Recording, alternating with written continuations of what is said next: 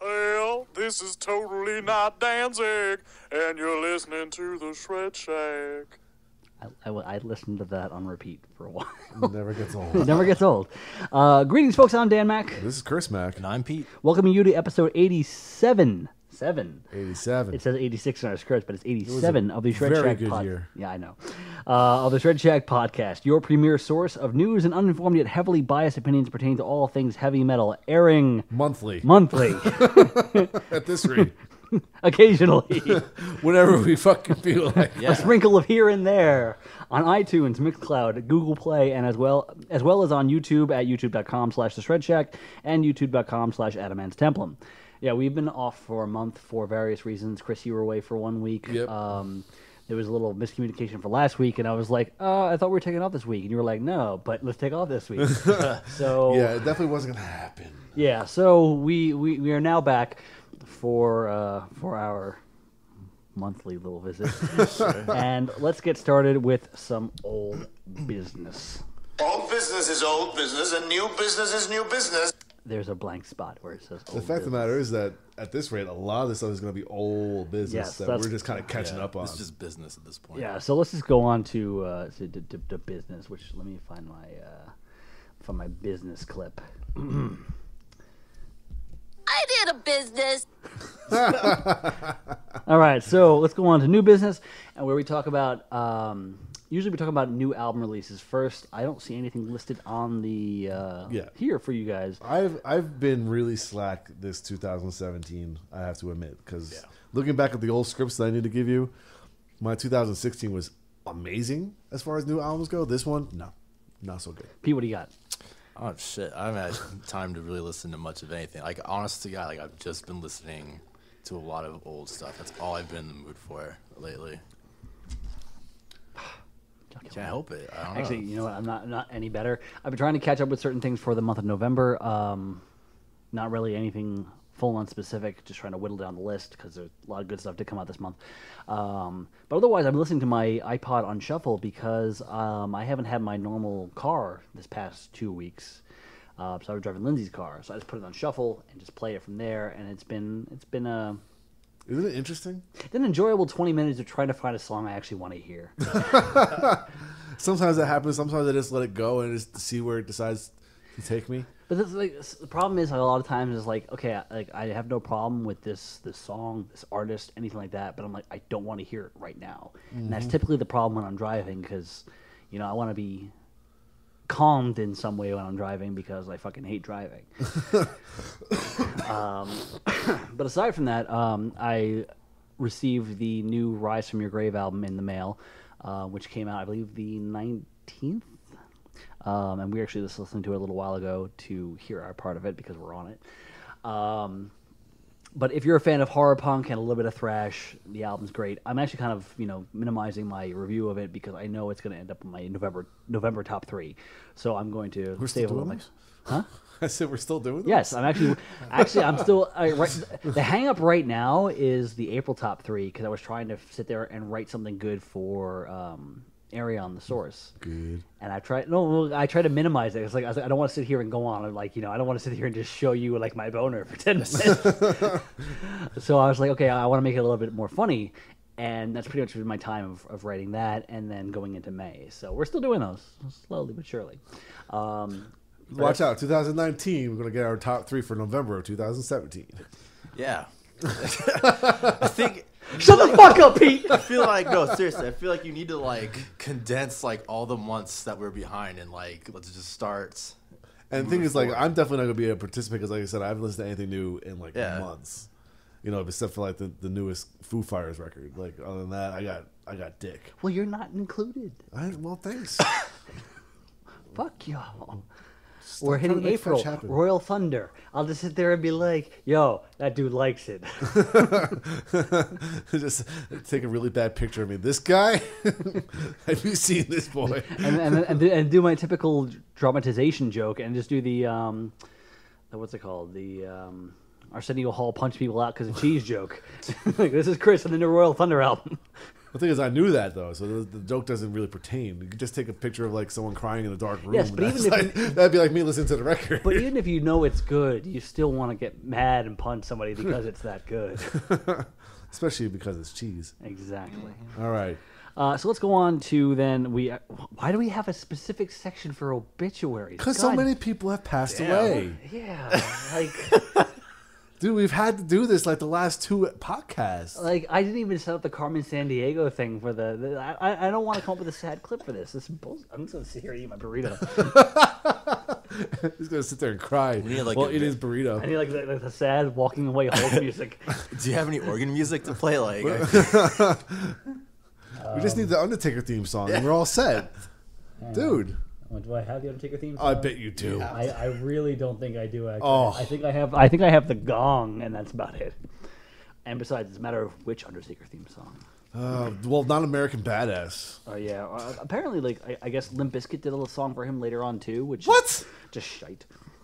Okay, now that you've ruined it, we're gonna move on here with obituaries.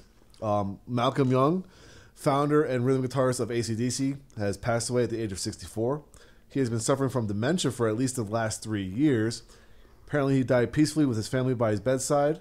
That was issued in a statement from the family, so that's a bummer. I'm just wondering, like, is there any other detail of what he died from? The dementia is kind of a debilitating and deteriorative. What's the word?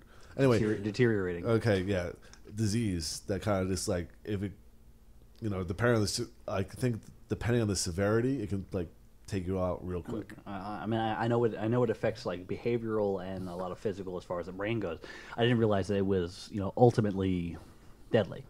So, but that sucks. I mean, I believe that this all started with him while we were still doing this podcast and everything. And I believe so. Yeah. it's a damn shame for sure. So, because he was awesome at what he did for X number of years, and I mean we're hitting the point now where AC/DC is going to retire. I kind of wish he would have been able to see it to the end. you Yeah. know? Definitely. All right, another bummer here. Former Faith No More singer Chuck Mosley passed away.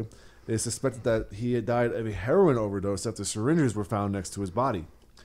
His body was found November 9th by a friend and his longtime partner Pip Logan in their Cleveland home. Logan told police she last saw Chuck earlier that day around 11 a.m. She and a friend returned just before 8 p.m. to find Mosley's lifeless body on the living room floor. Cleveland police say they found 2 syringes, a baggie, and a spoon with residue by Chuck's body. The singer's family issued a statement saying that Mosley lost his life due to the disease of addiction. I mean, there's nothing more to be said about that. That just really sucks. Yeah. And it seemed like he was, kind of doing a little more things that are prominent in the musical world. Because I remember we Yeah, he did a couple shows with Faith No More just Yeah. recently. I think he did his own solo thing for a while Yeah. too. Mhm. So that's kind of rough. All right, last but not least here, American head charge bassist Chad Hanks. He lost a battle with an undisclosed terminal illness. Tributes from friends, family, and fans have been pouring in across Facebook in the wake of the sad news. A benefit show took place in his honor November 26th at the First Avenue in Minneapolis, Minnesota, with proceeds to go towards his funeral expenses. Now, I don't think we ever reported on anything about this individual having any issues. I don't think so. Like I said, it was undisclosed, so it's Yeah. like they probably kept it under wraps for a while. Like how they did with like Freddie Mercury, speculative, and then suddenly, hey, I have it, then I died, which is just a shame. But I mean, I feel like American Heart Chargers came around here recently. I think they did. Yeah, like in the last year for sure. So, and it's good to see that the band is still going strong because they were around in the rise of new metal. So again, it's a damn shame that this yet another death of 2017 has picked up the death at the end, whereas like 2016 had it strewn about. Yeah. They're like, hey, by the way, we're gonna kick you nuts at the very end. We're gonna kick you in the nuts at the very start. I'm not gonna get a statement here, but at the end we're like, we're gonna just kill everyone. If you didn't think 2017 was bad enough, yeah. you've got another thing coming. You don't say that because you know, like it might come back on them, and we don't need that. Don't. I just jinx. jinxed the metal god. I'm Not sorry. not even him, but anybody related with that band. You know, True. Like, even if like was it KK Downing who left the band? Even Yeah. if he passed away, I'm like, dude, what the fuck? And just always sucks. So Yeah. All right. Well, fortunately enough for us, no more obituaries for this podcast. yeah, but still, that's 3 deaths in a month. You're killing me, bro. All right, let's go on to some. I just report the news, brother. Yeah, All right. Speaking of news, we're in general news now. Alter Bridge frontman Miles Kennedy has signed with Austria's Napalm Records for the release of his debut solo album, Year of the Tiger. This 12-song effort was helmed by Alter Bridge's longtime producer Michael Elvis Beschetti, and will arrive in the spring. I'm good with him because I actually like Alter Bridge. Miles Kennedy. I don't think he's a phenomenal singer, but he's good. Got some charisma on the CDs, so I'm actually kind of excited for that. I've only heard him sing. I've never heard any of Alter Bridge's music. I've only heard Miles Kennedy sing for Guns N' Roses when they were inducted to the Rock and Roll Hall of Fame, and Axl Rose wasn't there. He's like I said, he's not like a phenomenal singer. He's not like There's Axl Rose. Yeah, but his voice is a little bit more along the nasally side of things. And for Alter Bridge, like the first single from their last album, like phenomenal. Like they can definitely do some amazing things with his voice, but it's not something that's going to sit there and make me like start like breaking down and weeping at how awesome it is. So, but It's not Freddie.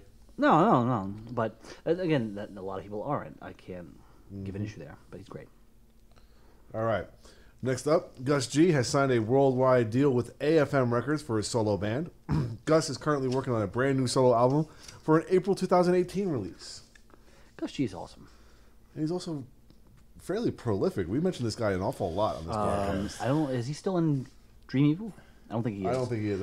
I think he's out of Ozzy's band now because Zach's back in. Really? Yeah, we reported that. I didn't know that. Oh yeah, we reported on that a little while ago. I don't remember. Yeah, I think whatever touring dates that Ozzy's on right now, Zach is guitarist. Well, that's good because if Ozzy legitimately is closing out his career, I would like to see it with Zach Wilde. Yeah. So All right. Avenged Sevenfold drummer Brooks Wackerman will hold down the drum chair on Late Night with Seth Meyers from Monday, December 4th through Thursday, December 7th. that's cool. Just adding to the list of guys he's had fill in the drum seat for him. Those metal guys. All right. Day of Errors, which is the three-piece band led by original Black Sabbath drummer Bill Ward, has canceled its previously announced West Coast tour, which was scheduled to take place in early December. Ward said in a statement, "I wound up in hospital this past weekend with heart problems. I'm okay and in good recovery at this time. However, I've never experienced this particular type of heart problem before, and due to its nature, I had to make the decision to cancel all the dates. All tour dates have been canceled and will not be rescheduled. Tickets will be refunded at point of purchase. Tickets purchased through an online ticketing agency will be automatically refunded." In a way, it's not surprising considering the fact that he has had a history of heart problems, but considering the fact that he talks about it being a new thing, that sucks. I'm hoping it's not something more severe, just because he is a fucking fantastic drum player. But I was just kind of thinking, like, shows up to the show and it's just, don't worry, it's just a heart attack. Just goes on and plays. Every time I think of heart attack, I think about the Bears thing. It's just a heart attack.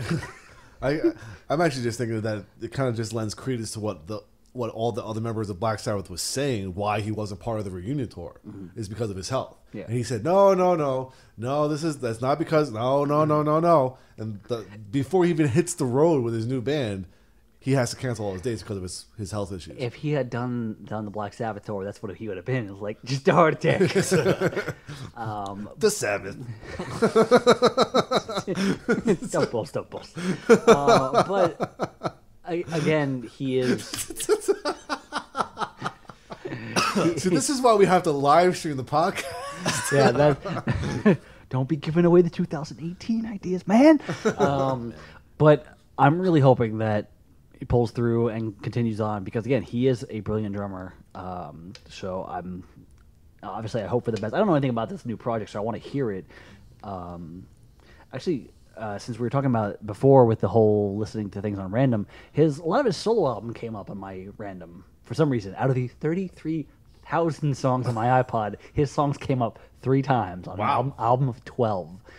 And it's basically him just kind of branching out and doing things, and like he has a decent singing voice and everything, and he's the singer.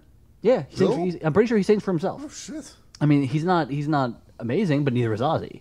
So anything's better than Ozzy. But it's still enjoyable. So I want to see the man continue on until the very end, of course. But I hope for the best here. All right. Stone Temple Pilots have selected one-time The X Factor contestant Jeff Gutt as their new vocalist. He was a runner-up in season 3 of the reality television music competition and was announced as the band's latest singer during a Sirius XM special on Tuesday, November 14th, hosted by Eddie Trunk. He originally auditioned for Stone Temple Pilots back in September of 2016 and was officially named the band's new singer in May of 2017. Okay, yeah, we just found out about it. All right. He has spent the last year secretly writing and recording new material in Redondo Beach, California, with bandmates Dean DeLeo, Robert DeLeo, and Eric Kretz. I'm actually really excited for that because I listened to their material with Chester Bennington back when he suicided. Mm-hmm. That was actually a really, really good EP. Mm-hmm. I remember that. Yeah, so like I know that the band musically still has it in them to write great stuff. It's just a matter of how well this new single. Well, they released a new single with this announcement, and I didn't get the chance to listen to it. Oh, I didn't know that. So I'm gonna have to take a listen to that because there's something else I've been listening to recently that sounded a lot like the material that they released, like a different band sounding like how Chester sounds fronting Stone Temple Pilots, and it's a good sound for what's the word? Timeless rock, Dad rock. Yeah, it doesn't sound like they're trying a spade. It's fine. It doesn't sound like they're trying to recapture early '90s, like early grunge and everything. It sounds like it's appropriate for the time. It sounds like a mature band being, releasing mature music. And that's what I feel about Stone Temple Pilots at this point. I'm hoping for good things. All right. According to a Swedish website, Ghost frontman and founder Tobias Forge has failed to reach an agreement with former members of his band who sued him earlier this year. The four musicians accused him of cheating them out of their rightful share of the profits from the group's album releases and world tours. So that will be an ongoing thing. Yes, the sexy magician. Sexy magician making cannot it work rain. his way out of it. Making it rain. I can't do it right now. Burrito in hand. All Pete, right. what do you got to say? No, nothing. I think it sucks that I feel like a lot of the mystique of Ghost is gone now because of this. Everyone kind of knew who he was already. Now it's just been confirmed. Yeah. I mean, there's been so many leaks of photos with him with other members of other bands and stuff like that. Yeah. Now it's less David Copperfield and more like what a dick. Job from Arrested Development. I've made a huge mistake. Yeah. It's not like they're about to go like all Kiss Unmasked or anything like that. So whoa.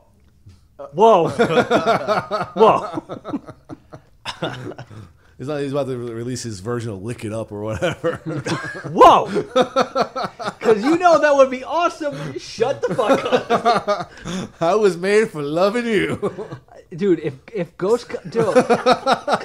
no, actually, considering Ghost... As a matter... Oh, my God. Considering Ghost style of music and considering that I Was Made for Loving You was kind of their disco thing, the two could actually match. I was just thinking that because the other day I was at the gym and I heard the original version of Missionary Man that the Ghost covered, and oh my God, I could definitely see Ghost doing a fucking Kiss cover now. Oh, God no. damn it! if nothing else, that song. Yeah.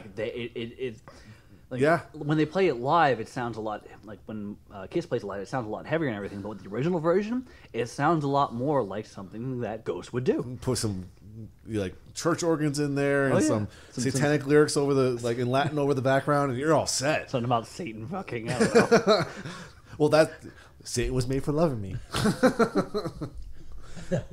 Awesome. Make it happen, dude. Shit. Give us credit for the idea. Thank you. We just want to be the liner notes. That's all. Shred Shack, you're Delta. Yeah, that's all I care about, just being the liner note. This inspiration, Shred Shack. Thinking of High Fidelity. High Fidelity. I just want to be in the picture. Maybe it's just somewhere in the background.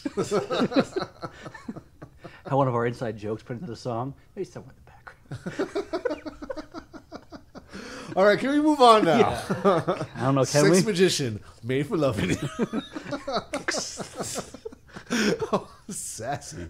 Anyway, Clutch frontman Neil Fallon has taken on a role sitting on the board at the Innocent Lives Foundation. The organization's purpose is to unmask anonymous online child predators and help bring them to justice. Actually did not know anything about that, but that's awesome. Wow, Fuck yeah, Neil Fallon. I mean, that's Like- cool, but that's also really random, too. Like, add that character to Law and Order SVU now. Yeah, replace Ice-T. Like, put Fallon instead of Ice-T. With that big ass beer rocking around screaming at people. Has anyone watched Brooklyn Nine-Nine? No. Yeah. Okay. Dean Winters, the guy from the first season of SVU. Yeah, I know who Dean Winters Okay, is. Dean Winters. He's mayhem. He plays a character called the Vulture, who basically swoops in and steals all the good, like, victories. Like, have Neil Fallon play that character who's like, as SVU is coming in to like arrest somebody. Neil Fallon comes in, kicks the door down, and goes, "All right, you're fucked." Earth Rocker. Neil, we need to properly arrest this guy according to the law. Fuck you, get out. 1-1-0. Oh, Make that happen. oh, I'm crying. We're not even through general news yet. There's a lot more to go, people. I'm okay. Oh, and Dan is on fire. I'm on fire. Feed this guy a freaking Chipotle burrito, and he's like lit. Anyway, Megadeth. It says guitarist here when I copy and paste, but Megadeth bassist Dave Ellefson and his EMP label group will be resurrecting the Combat Records label in 2018. The move comes as sort of a return for Ellefson, as Megadeth's debut album "Killing Is My Business and Business Is Good" was released through the label, which also had a part in a handful of the subsequent albums that followed from the band. The rights to Combat Records have changed hands a few times over the years, with a notable resurrection in 2005 seeing releases from Horse the Band, At All Cost, and more. Now, current release plans for the label include a new album from Raven, a limited edition classics B-sides release from Hellstar, and new efforts from Dead by Wednesday and Wrath. That's cool. I like David Ellefson. I always thought he was kind of the level-headed one? The level-headed one. Yeah, between the two, especially in their earlier days and even into now, he seemed like the level-headed one. He's also a good businessman because I think he also has his own brand of coffee. I know Megadeth has their own brand of coffee. Is that through him? I think it's Ellefson. Okay. I think so. Okay, yeah, because I have a postcard thing on my wall at home for Megadeth brand coffee. Yeah. I think it's for him. But yeah, this is kind of exciting just because, always cool to see a new label releasing new music. I've heard things about Horse the Band. Apparently they're fantastic. So if they continue on with Combat Records, that's cool. But yeah, I'm excited to see what happens with this. I also like seeing musicians head labels. I like to see, because again, I've gotten really back into wrestling lately, and there's this big motif of like the older guys push the new guys. Yeah. In that whole industry, and that's what I feel music should be, like especially heavy metal, because heavy metal is always this, striving to survive kind of music. It should always be like the elder statesman pushing new guys. Yeah. But unfortunately, a lot of times it's like who are you? like what? What are you talking about? I think there was like an interview with Neil Peart where he was unsure of who Dream Theater was. And Mike Portnoy just suddenly went, what? No.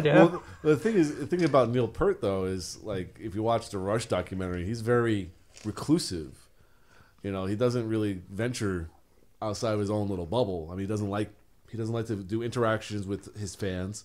even though he knows he has many of them, but he doesn't. He just finds it creepy. Yeah, no. To interact. So I have a feeling that like his circle of influence doesn't expand that far outside. No, but what I mean like is with them, they've been like with Neil Peart and with Rush, they've been big for decades now.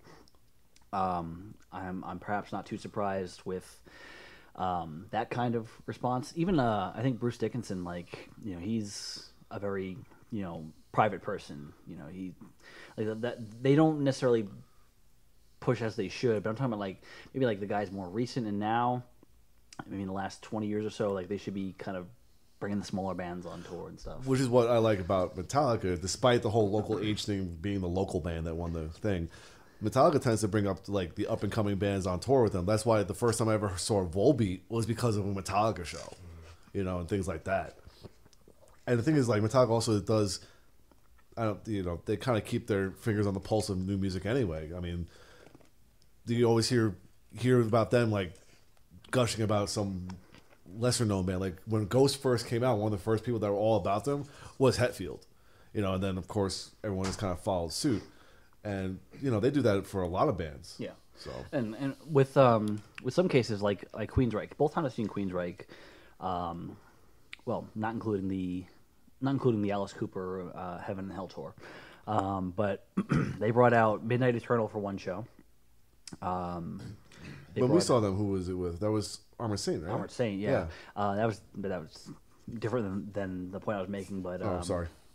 Like I think the first time I saw Queensryche, Bifist opened for them. The first time I saw Bifist, I was like, okay, well, I'm kind of new to the scene now, and now I'm aware of this band. They are local, but holy crap, they're awesome. But Midnight Eternal is they're from a different state, but they snatched them up and brought them on tour, and I was blown away by them. So bands, I feel like the older bands need to lend a hand to the youngers or the lesser knowns. All right, moving on. A few familiar faces landed on Rolling Stone's newly published list of their choices for top 50 best albums of 2017. Not genres, just albums in general. Okay. Code Orange's Forever rounds out the list at number 50. Wow. While Foo Fighters' Concrete and Gold placed at number 49. And much further ahead, Queens of the Stone Age, Villains, earned them a number 8 spot on the list. I still haven't heard the album. Neither have I, but Queens of the Stone Age is awesome. So, but this is cool that in the top 50 all around, you got two older bands, Queens of the Stone Age and Foo Fighters, but then you got Code Orange there rounding out the top 50. I feel like Code Orange has been around for a little while, or I'm thinking of the wrong thing. I'm thinking Agent Orange. Sorry. And again, like not as like on the level of like the Foo Fighters and Queens of the Stone Age. I'm just hoping that this is one of those cases where like Rolling Stone has their picks for the people that they're always going to cover. They're always going to put in the top lists. Like Springsteen releases something, they're going to talk about it a lot. Dylan releases something, they're going to talk about it a lot. I'm hoping this is not one of those cases where they're just kind of No, there were some surprises on there. I looked through the list and there were some other like not heavy metal surprises, but like surprises in general. Like Manson topping the list that one time. Well, that was on the metal album, so we'll see what they say for metal albums this year. Yeah. If that comes out. If anything, that'll probably be something that we discuss in the new year. All right, last but not least here, the Danish Prime Minister Lars Rasmussen presented the Indonesian President Joko Widodo with a signed box set of Metallica's third album, Master of Puppets, during a state visit earlier on November 28th at the palace in Indonesia. In return, the Indonesian president gave the Danish Prime Minister a renkong, which is a traditional dagger from Indonesia. Now, here's what's going to happen, though. The Indonesian president has to file a report with the country's Corruption Eradication Commission regarding this box set he received from the Prime Minister. Since the gift technically constitutes a form of gratification, it must be legally reported because the law is to prevent politicians from receiving gifts that could be considered a form of bribery. Okay. But I mean, it's the Master of Puppets box. Apparently, the Indonesian president is a very big fan of heavy metal. And of course, the Danish Prime Minister, Lars, is from Denmark. Right. Lars actually signed this thing to give to the Indonesian president as a gift. So Okay, so that makes it more cool, but it's a box set. but think again, it's a gift. So you're not supposed. He's a president. He's a politician. We should have these laws in place, but he has to report that sort of thing. I go around flipping people off and call that a gift. No one requests any sort of trial for that. All right.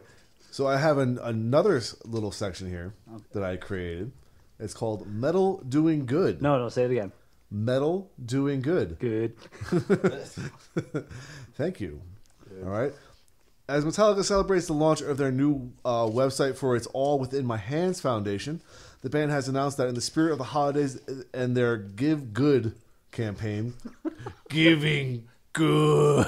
No, because I just think of video games now. Get good. All right. Now here we go. Starbucks and Spotify are donating $1 million to be divided between Metallica's foundation, Chance the Rapper's Social Works, and Lady Gaga's Born This Way Foundation. To commemorate the partnership, starting on November 28th, they were selling limited edition gift cards featuring each artist, and it was available at 8,000 Starbucks stores throughout the U.S. while supplies last. Gift cards, you said? Yes. Okay. Limited edition gift cards for each artist that they are contributing to. Those pieces of plastic they throw away when they're done. Yeah. Limited edition. Your ticket's limited. All right. By the way, I did not look up what All Within My Hands Foundation is for, by the way. I did not. So I would hope it's obviously something good, considering the fact that I'm sure the song is very much more of a personal song. Mm-hmm. So, all right, Jeff Tate. I want to make. Did you say that by accident or purposely? Purpose. Okay. I was gonna say if you said it by accident, that would have been hysterical. Sorry. Damn. But anyway, he's recorded a brand new song in support of charity. All proceeds from the track, which will be released next month, will benefit Mercy Watch, a nonprofit organization focused on outreach to the homeless community in Snohomish, whatever, the county located in the U.S. state of Washington, where Tate lives with his family. Who you will not hear on that song? Timber Owens. All right. Rhonda's Kiss, an organization that helps cancer patients in need, last month announced that Jane's Addiction will headline the third annual benefit concert on Friday, December 8th at the Palladium in Hollywood, California.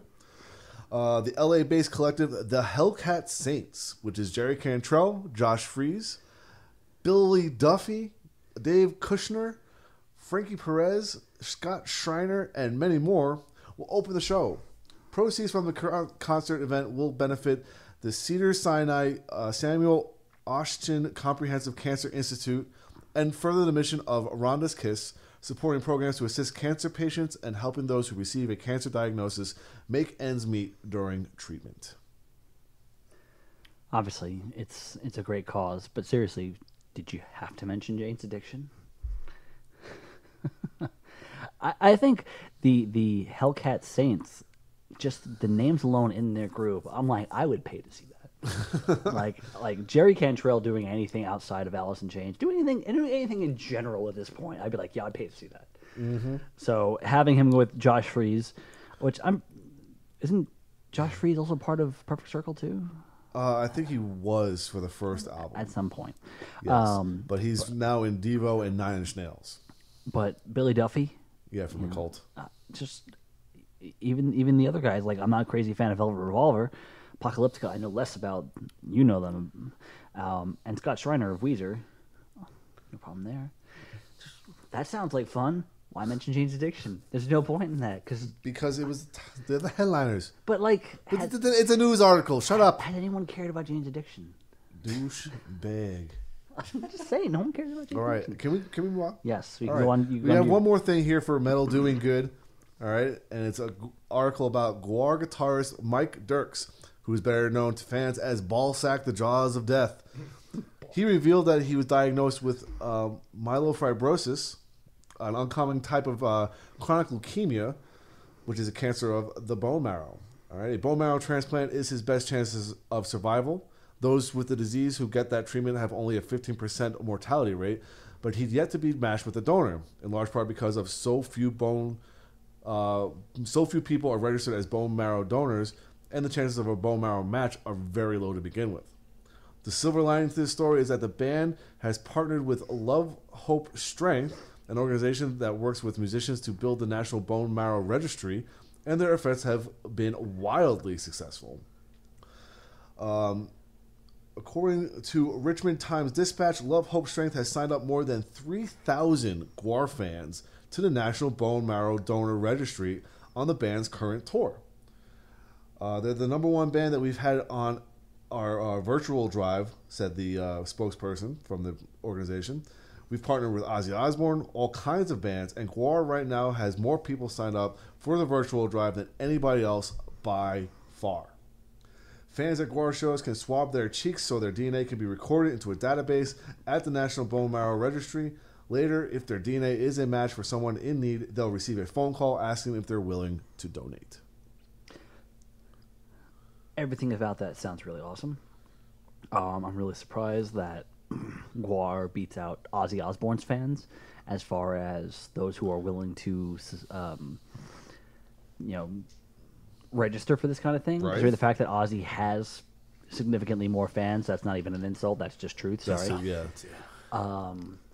I just find it interesting that a organization called Love, Hope, and Strength is working with GWAR, who has albums like Scumdogs of the Universe, This Toilet Earth, and stuff like that.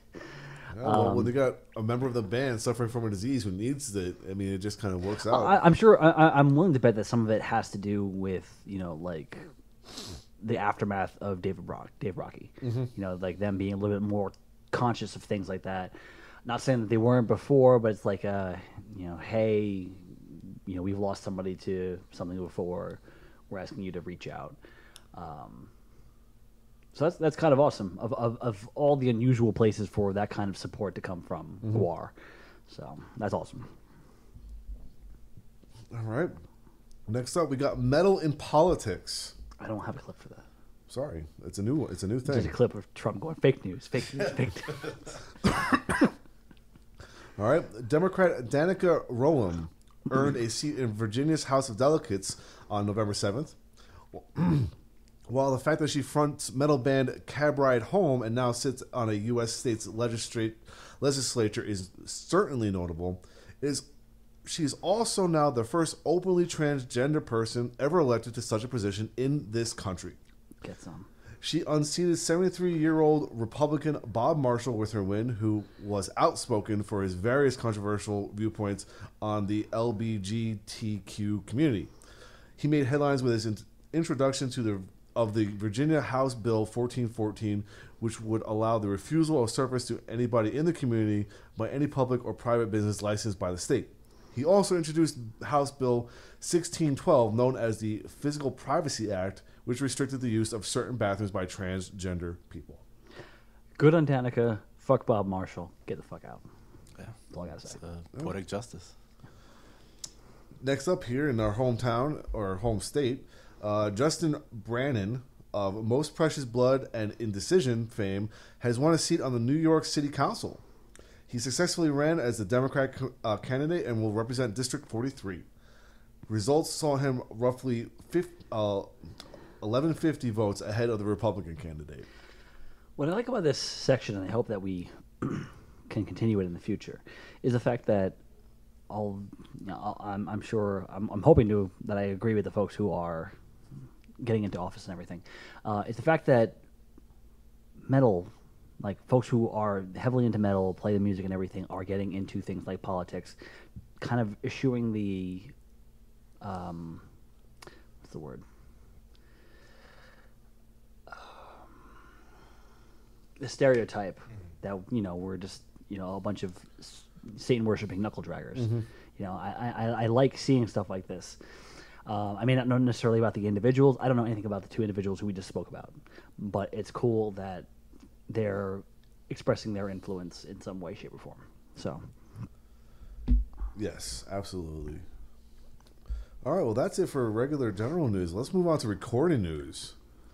All right, and there's a lot of good stuff coming up here. So check this out. Phil H. Anselmo and the Illegals will release its sophomore album, Choosing Mental Illness as a Virtue, on January 26, 2018 via Anselmo's Housecore Records in the U.S. and Season of Mist in other parts of the world. I have a feeling that at this point, Phil just sits in the studio and just records, and then once he finishes, releases it and goes next, and just gets the next band in there. Yeah, everyone just kind of takes a number and kind of have Phil sing on their record. Yeah, because Scour just came out, I think, definitely about a month ago. Like, I think last time we did this, you had mentioned it had just come out. So, just prolific man. Yeah. He's trying to run up there with Buckethead, but, you know. Trying, I said. Trying. I'm dying. I'm going to write 10,000 albums. I think I backtracked and I saw an article. It might have been in my Facebook memories that I shared it, that Buckethead released an album a day for like the month of October. So it was 31 albums in a month, or some ridiculous thing like that. Buckethead farting on a snare drum, number one. Well, the thing about that guy is that everything's different.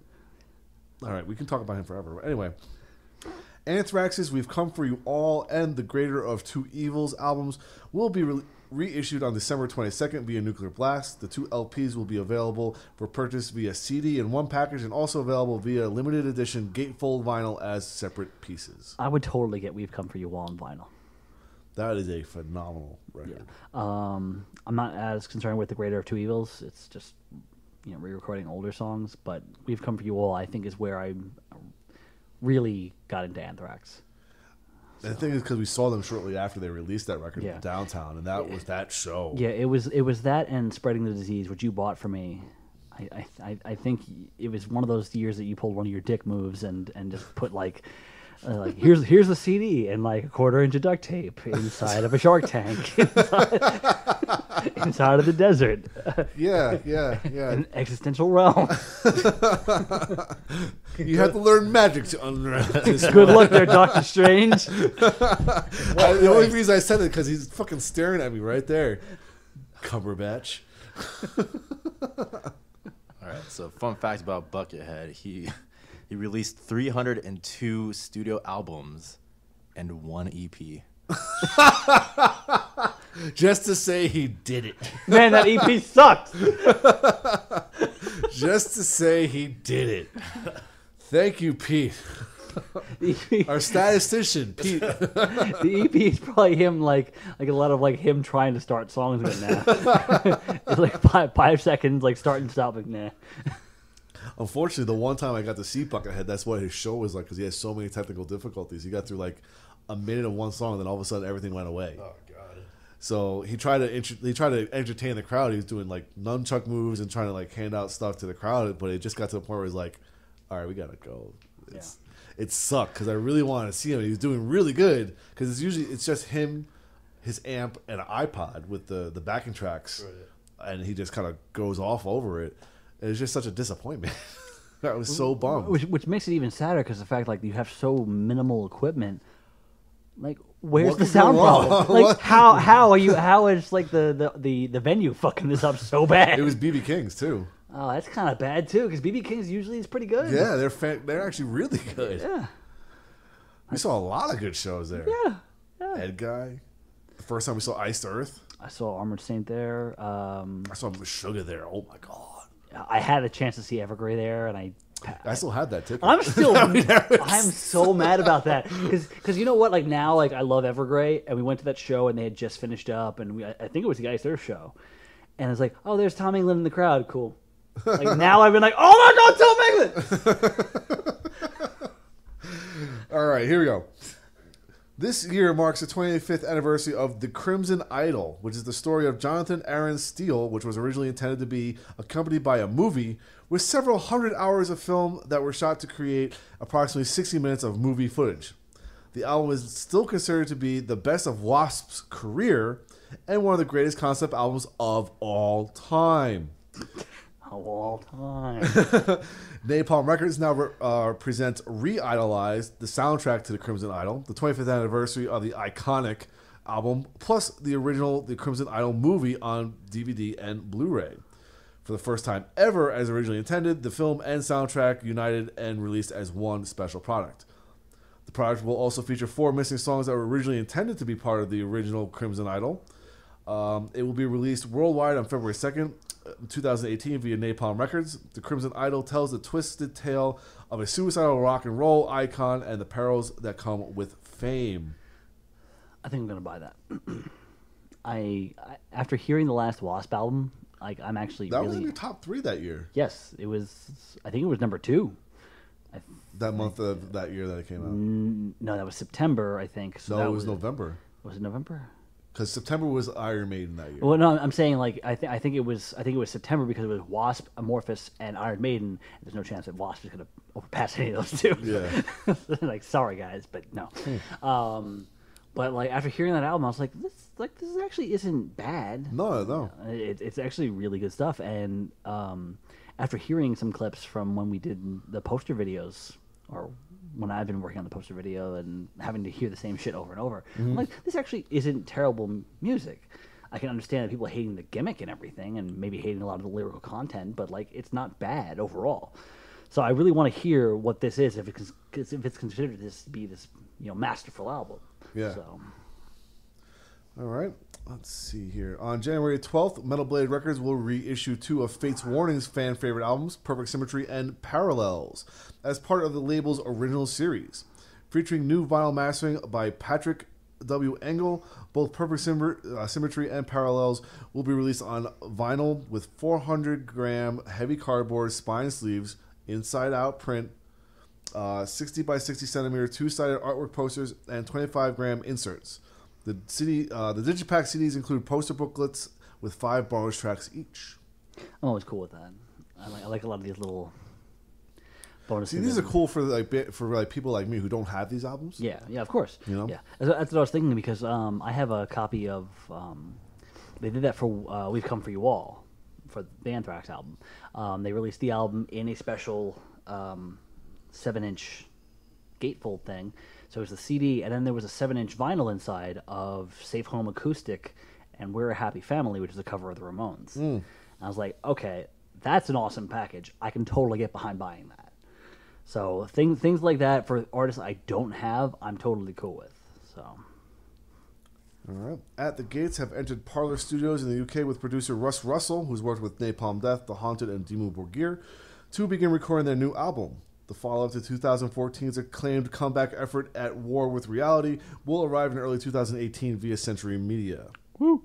Yep. Didn't they come around here recently at the Gates? I don't remember. I think it was like last year. All right. Linkin Park will release a live album, One More Light Live, on December 15th. Recorded live on the band's One More Light World Tour, it features 16 songs, including Crawling, Numb, What I've Done, Heavy, and the title track of the band's latest studio album, One More Light. The album will arrive 5 months after the passing of singer Chester Bennington. That's One More Light is the latest album from them? Yes. I think Walmart's selling it for like $5. I should have bought it. Shit. The Ocean are working on 2 new albums with plans to release 1 each in the next 2 years. I don't know enough about the Ocean. Oh, I don't know enough about them before their last record, but their last record was absolute mastery of music. It was so fucking good. Was it proggery? Yes. Yeah, because I love it because it was a double. It's not a double record, but they released it as a 2 CD thing where the first CD is the music and vocals, and the second CD is all instrumental, and it's amazing. It's not a double CD, but it's a double CD. So basically, what you're saying is that half of it's basically 2 parts to the same album. You have to play them simultaneously. No. The second CD is the whole album without vocals. Oh, okay. Just like Nightwish usually did with their last record. I thought you were talking about like Zyreeka by Flaming Lips, where it's 4 discs and it's all parts of the same song. No. As cool as that would be. Not so cool considering the fact that you have to get 4 CD players to play the same freaking album. That's not cool at all. Well, you can just search on YouTube because somebody had to have done it. Of course they have, because that's the only way you can listen to it now. Like the CD version, is, like, who has 4 CD players? I don't even have one. I have an iPod. All right, Unearth's 2004 sophomore album, The Oncoming Storm, will be getting a new vinyl release through Metal Blade Records on January 26th. Various limited edition pressing variants are planned, and here are the options. 180 gram black vinyl, orange brown marbled vinyl, which is a European exclusive, limited to number to 300. Flame splattered vinyl, which is another European exclusive, limited to 200.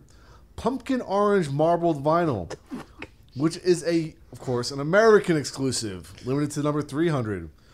Root beer vinyl. Root beer marbled vinyl, another U.S. exclusive. It's brown. Limited to 300. That's vomit brown. That's Gold what that is. black split vinyl, another U.S. exclusive, limited to 700. Is this a fucking paint swatch from Home Depot? Yes. No. Yeah, that's bad. All right. Fucking. All right. Ready? 6th, we'll have a deluxe edition of their latest album, The Future Is In Whose Eyes, out on December 1st. Actually, that's now. Through Peaceville. 6 bonus tracks will grace the effort. Sounds like someone's buying that shit. Yep. Make it Make it rain. rain.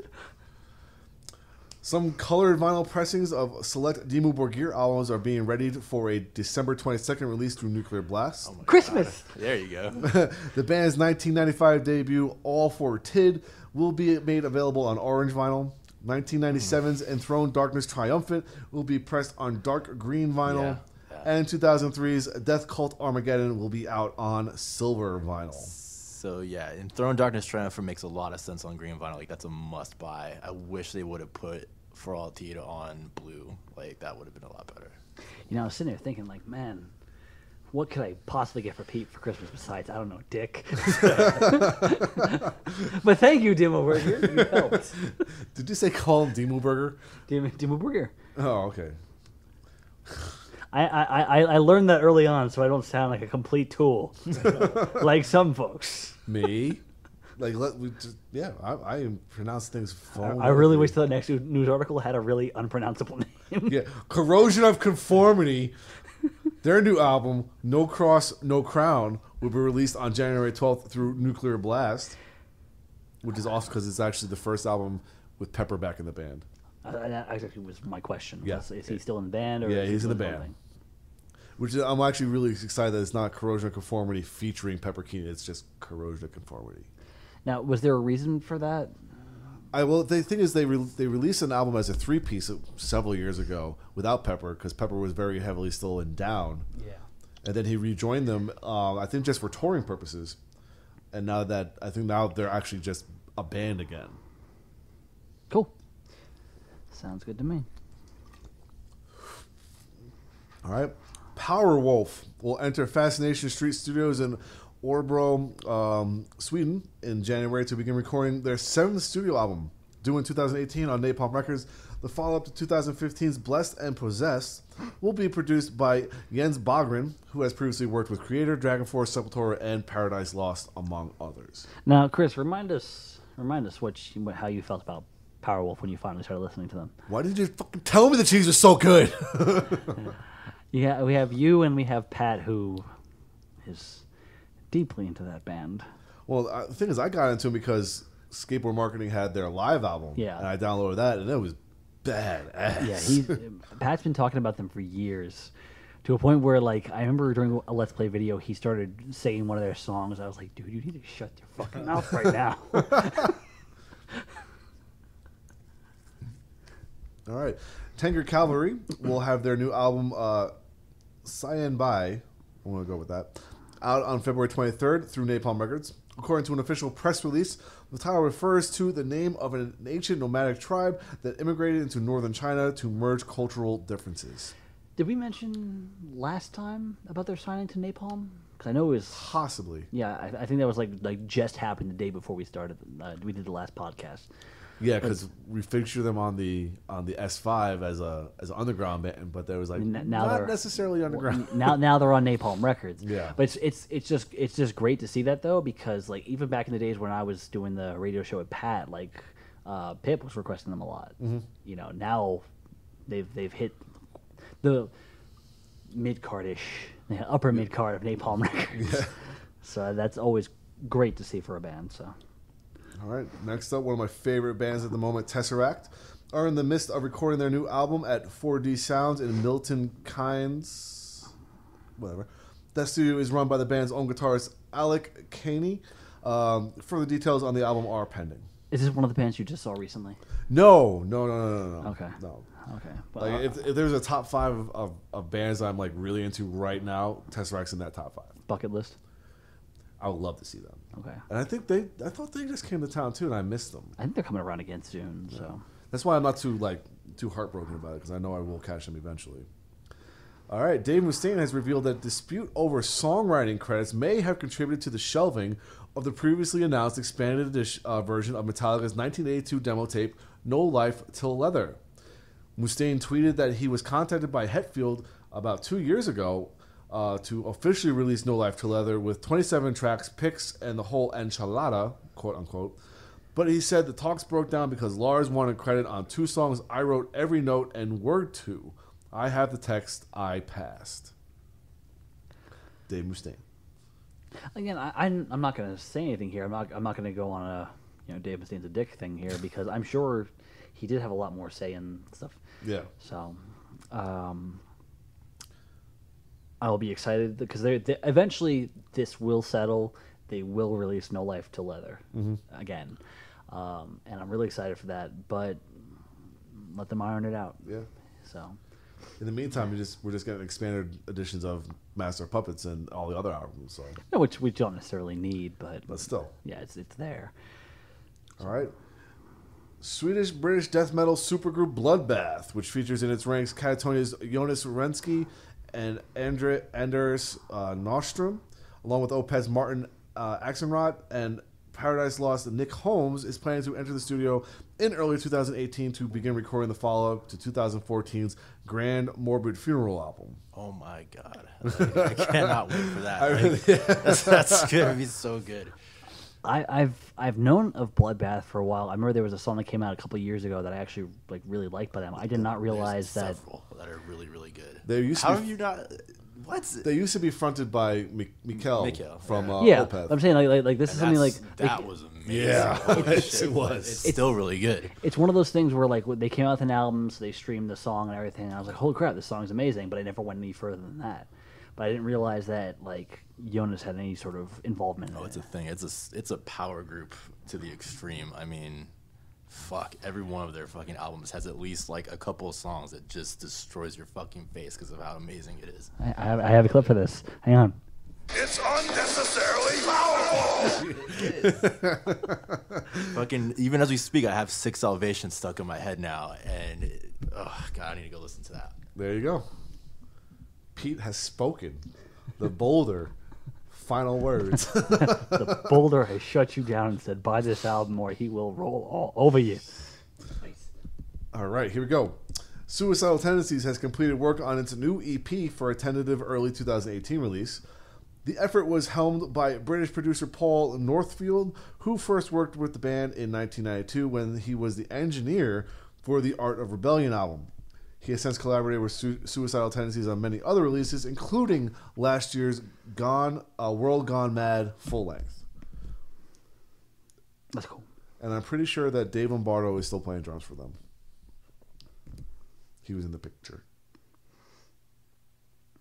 That's cool. I have a little more to say than that. All right, there you go. All right, well, that's it for recording news.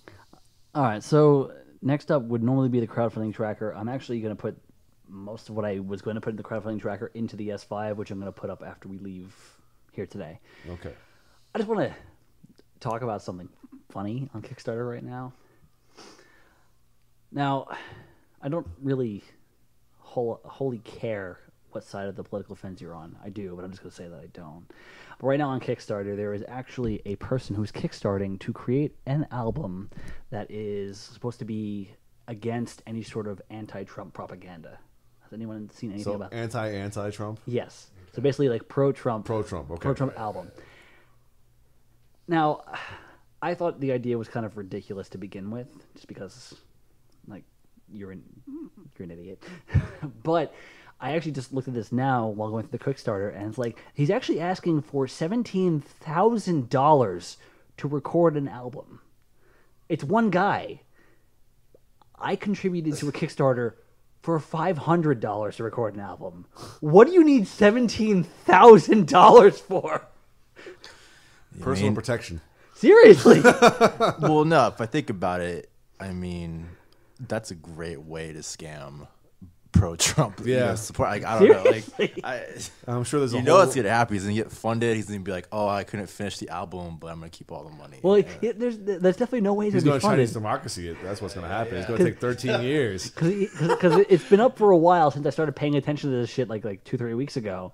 There's still over a month left, but he has 6 backers and $145 pledged out of 17,000. Dude, you can buy a mixing board and record it at home for far less than a tenth of that. What the fuck are you doing? That's war profiteer. This is just so dumb. Like, it's funny because I've been watching a lot of videos about like video game Kickstarters being scams lately. It's like, man. They've always been Okay. I've been watching it lately. It's been happening for a time, but it's like, man, this sounds so full of shit. It hurts. Yeah. Like you're reaching capacity. You might want to squeeze some of that shit out. Oh my gosh! Like even if you're behind the man for any reason, like you have to agree that this is dumb as fuck. So I just wanted to point that out because like it's been bothering me and I had to say something about it. And this is your perfect platform. Seriously, but the 2 or 3 bands that I was going to talk about for the crowdfunding, actually, I'm going to put on the S5. Both like symphonic heavy metal from. One's definitely from Scotland. The other one I can't remember where from. Nice. But they're both awesome. Actually, it's funny because when I was working out the current episode of the S5, which was supposed to come out last week, all the new bands I was adding just ended up being like female-fronted symphonic metal. I was like, how did this happen? so I'm trying to like mix it up a little bit, but just, but it'll be out tonight. So here you go. All right, so let's go on to Contra news. And we're going to start off with festival news. It is that time of year where a lot of things are being announced and bands are being lined up and all this sorts of shit. So, yeah, I saw this. I was like, holy shit, what's going on? Yeah. All right, so here we go. According to the Pulse of Radio, the Vans Warped Tour, which is the last major annual traveling music festival in North America, has announced that 2018 will be its final year, marking the tour's 24th edition since it first launched in 1995. No lineup has been announced as of yet, but the tour itinerary has been confirmed. The trek will begin on June 21st in Pomano, California, coming to a close on August 5th in West Palm Beach, Florida. Tour founder Kevin Lyman told Billboard why he decided to end the tour next year, explaining, "We were doing fine, but we had a pretty big dip last year. It was that younger end of the demo. I talked to people after the tour, and bands did great on merchandise, but they had great crowds. Everyone had good crowds in front of the stage, but that casual fan that's learning how to go to a music festival, they were not there last summer. It was a really great show. Sponsors were happy, but our attendance was down." So, in short, but millennials. Millennials are killing music festivals now. Apparently. I mean, in the U.S., yes. In the U.S. Overseas. Well, yeah. The Chicago Riot Fest will return on September 14th through the 16th, 2018. The lineup announcements remain pending. Sweet. The latest wave of lineup additions for the 2018 Hellfest Open Air in Clisson, France have been announced. Currently confirmed artists include Avenged Sevenfold, Iron Maiden, Judas Priest, The Hollywood Vampires, Limp Bizkit, Marilyn Manson, Megadeth, Nightwish, A Perfect Circle, Deftones, Parkway Drive, Body Count, and Stone Sour. Guess who doesn't belong here? Oh, it's Limp Bizkit, because holy shit, get the fuck out. Because other than that, that line is pretty fucking amazing. Yeah, like I like even every one of those bands, I'd be totally cool to see. I don't even know who Parkway Drive is, but I'd be more keen on seeing them than Limp Bizkit again. Yep. Yeah, Avenged Sevenfold, yeah, I'll totally catch them again over Limp Bizkit any day. And the Hollywood fucking Vampires. It's Alice Cooper's band. That's right. Yeah. Yeah, I would totally go see that. Just to see them cover fucking Another Brick in the Wall. Yeah, there you go. Like, Done. I'm gone. Sold. Sold. Sorry, we can't have Limp Bizkit show up, so Hollywood Vampires is doing a double set. Yeah, all right. Win! Everyone's happy. All right. The Montebello Rock Fest have announced that they will return to Montebello, Quebec on June 14th to the 16th for their 2018 edition. Online lineup for the festival has yet to be announced. Woot. All right. Some additions have been made to the 2018 Monster Energy Welcome to Rockville Festival, Hosted by Tim Riff Owens. which will hit Metropolitan Park in Jacksonville, Florida from April 27th to the 29th. Stone Temple Pilots, Wolf Alice, He Is Legend, and Tooth Grinder will now be on the bill with the updated daily lineups available below. First up here, Friday, April 27th, Ozzy Osbourne, Godsmack, Five Finger Death Punch, Hailstorm, The Used, Parkway Drive, Under Oath, Trivium, Atreyu, Power Trip, Texas Hippie Coalition, 68, Tooth Grinder, and Palisades, While She Sleeps, Bad Wolves, and Them Evils. Or get your degree.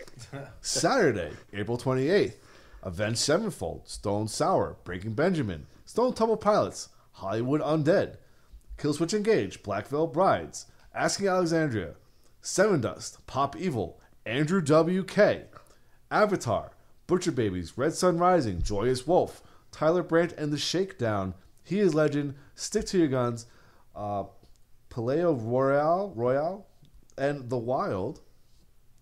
And then, of course, on Sunday, April 29th, is the Foo Fighters, Queens of the Stone Age, Billy Idol, Clutch, Bullet for My Valentine, Thrice, Greta Von Fleet, Baroness, Quicksand, Red Fang, Wolf Alice, The Sword, The Bronx, Turnstile, The Fever, Black Foxes, Fireball Ministry, and Spirit Animal.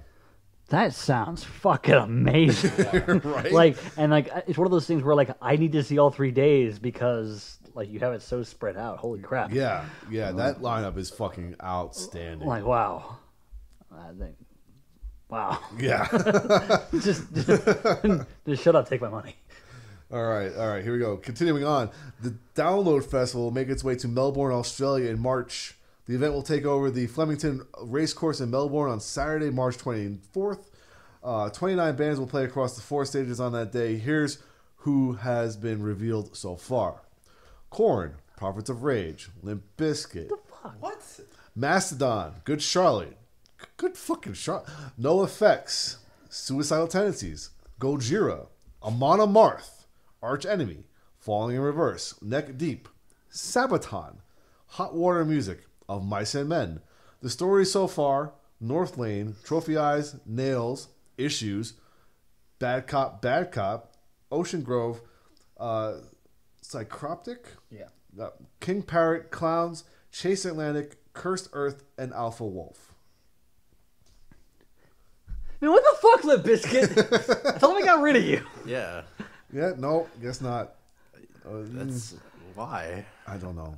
They're paying to be on these fucking things. I sure as hell hope so. I really do. The only good that's coming from Limp Bizkit is a clip that I'm adding to this thing in the next year, which is from End Together Now, which is Method Man going, "Shut the fuck up." Yes. That's the only good thing that's coming out of all Oh, that's beautiful. this. But good show. I thought they broke up.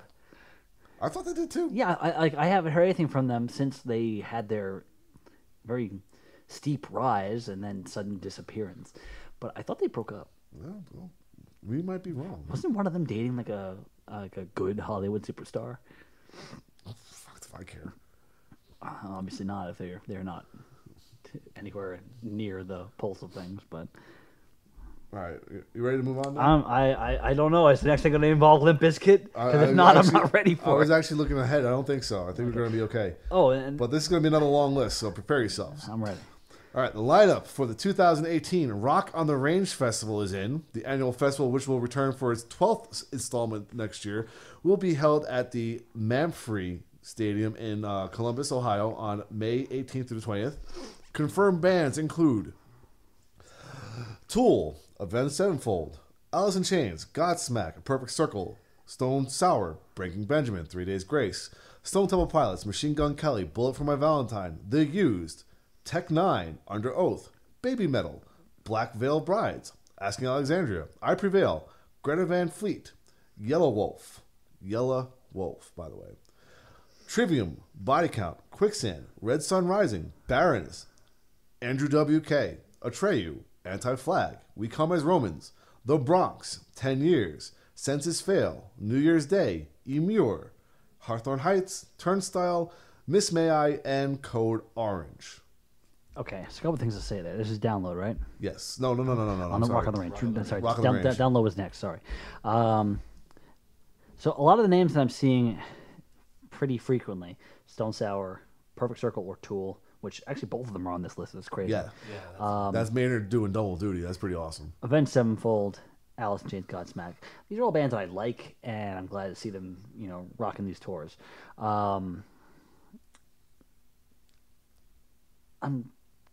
actually kind of glad to see Andrew WK back.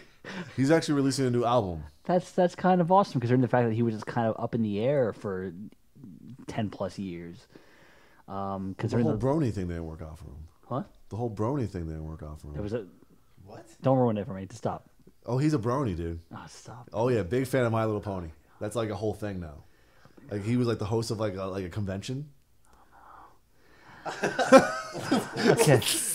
Whoa. Dan, I feel like we're going to have a special segment on this because I wasn't aware of this at all. What? Dan, go back in the editing process, remove what you said about him, and be a little. I'm gonna move on. But bro, a lot of the bands on here, are expected.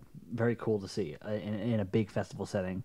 I think one of the coolest random ones is Baby Metal. Yeah. In an American festival, Baby Metal. Especially Rock on the Range, because that's one of the big ones. Yeah. One of the biggest festivals we have. Because you're looking at this list, and a lot of them, they're not necessarily newer, up-and-coming bands. They've had at least 10 plus years of being more commercially viable. And then there's Baby Metal. So that's kind of interesting. I could do without ever seeing a festival involving Imure again. Yeah, well, fortunately enough, they'll probably be on one of those like lesser stages. Yeah, early on in the day. Yeah, they can play in like you can play in like parking lot C. Yeah, and then sure. And then they can fuck off and die. But yeah, one thing I'm seeing a lot of on these festivals is body count. I really just want to see body count. I don't think they're. I think I would love to see body count more in an intimate thing though, not a festival. Like a smaller club. I think would be. But I feel like they don't do that very often. Well, that's probably that's probably why they do these festivals, because they don't do like touring. Yeah, and I would just like to see them live, because from what I've heard musically and what I've seen as far as their live stuff goes, like they're not a slouch band. They actually. I just want to see Ice-T go off, because I've gotten to the point where I completely forgot he was a rapper. Yeah. I'm just like, he's the dude from SVU. Yeah, like I just want to see him go off. I'm pretty sure like during some show in the last 10 years, like he came on stage and said, I play a cop on TV. But I don't care. I'm still playing Cop Killer. And he plays Cop Killer. I just it's one of those things where I don't think it's going to be necessarily a mind blowing experience, but I would like to see them live. It's a bucket list thing. Yeah. All right. New additions have been announced for the 2018 edition of the flagship Download Festival, which is held annually in the UK.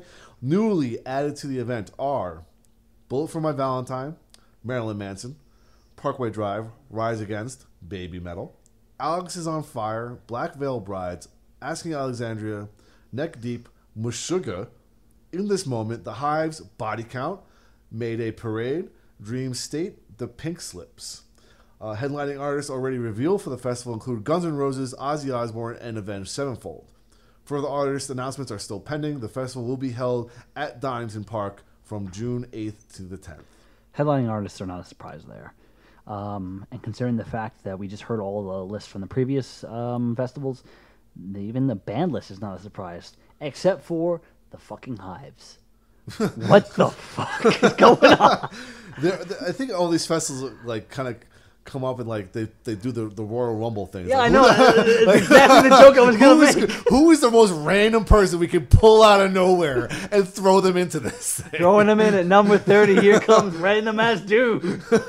And you know what? Like that's cool, because I'm sure like I've never been a fan of the Hives for the most part. Like they've had okay music. Aren't But they I'm- British though? Yeah, but I'm sure they can put on a good show, you know. And I'm sure this is gonna be one of those things where like they play the show and people are either gonna be like indifferent or holy crap, that was surprisingly awesome, Yeah. you know. But everything else is pretty expected, and there's Body Count again. Yep. Just killing it. Body motherfucking count. So yeah, let's go on to touring news. All right, Soulfly and Nile have announced the 2018 From the Amazon to the Nile co-headlining U.S. tour. The 35-date trek kicks off at Diamond Pub and Billiards in Louisville, Kentucky on April 26th and will make stops in Atlanta, Cleveland, and West Hollywood before ending on May 24th in Houston, Texas. There is a San Antonio date on May 23rd at the Rock Box. Considering how often Soulflies come around, so they come down here, I really think I should just catch them just to say I've caught them. And the thing is, I saw Nile open up for Overkill recently, and that was at Alamo City Music Hall. And Rockbox is better sound. Yeah, and Nile was really fucking good. Well, Soulfly just came around within the last month to play the Nail Bomb album. That's right, they did. Yes. Which I did not go to, did not hear much about, so I don't know anything about it. But they are a band I really just need to catch just for the sake of saying, like, hey, I've seen them live. I saw Max Cavalera live. Yeah. So. All right, Stone Sour has announced a new North American tour for early 2018. The new dates include a co-headline tour with Hailstorm and special guest The Dead Deads, set to commence on January 28th in Abbotsford, British Columbia, followed by a string of headline shows with support from Red Sun Rising and The Dead Deads, which get underway February 16th in Grand Rapids, Michigan. Did they release tour dates? Yes, but there's nothing here. Okay. Stone Sour just came here. Yeah, I was going to say, if they came around next time, I'd probably go to it just because it's more... I haven't seen them in over a decade, but the last time I saw them, they are a really good fucking shows. They just hit the Rock Box, and they just happened to come around at a time where I was not financially able, or they were playing another show, or somebody else was playing another show that I had to go to. So... All right, Pop Evil has announced the Music Over Words tour that will serve as the official kickoff for the band's recently announced all new self-titled LP. There is a San Antonio date, March 8th, at the Aztec. No, I like Pop Evil from their last album, but I don't think I'm into it enough to really give a damn about seeing a show. So. And plus, at the Aztec it'd probably be a more expensive show, Yeah. so it's definitely not worth the money. Yeah. But there is one coming up at the Aztec that we will mention. That It's going to be worth the money. We're going to talk about that. Oh, we are going to talk about that one. Yeah, Anyway, okay. let's get to it. In this moment, we'll headline the Witching Hour tour early next year with POD, New Year's Day, and Dead appearing on select dates. I wouldn't mind seeing POD again. I would not mind seeing In This Moment, to tell you the truth. As much as like their music has changed and they're more of a show now, I would like to see the show. That's probably not a bad show to see. Here's the motherfuckers. Iron Maiden have announced the dates for their European UK Legacy of the Beast tour.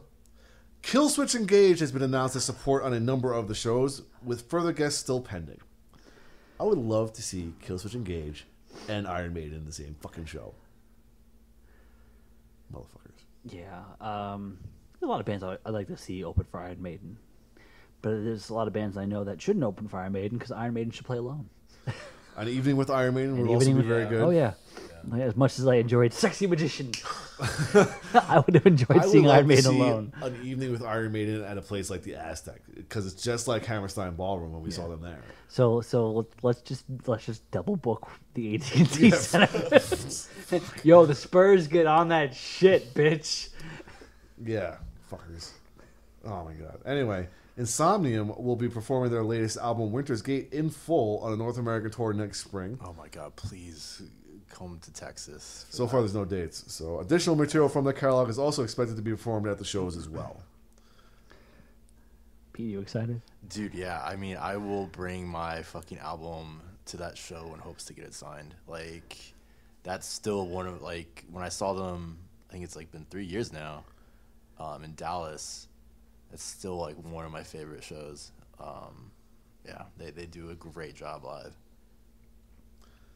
Well, here's the one coming to San Antonio that we just need to catch. Iced Earth will embark on the North American leg of the Incorruptible tour in late February. Support on the trek will come from Sanctuary and Kill Ritual. San Antonio date, March 13th at the Aztec. Down for that. For sure. Yeah, that is the best place to see Yeah.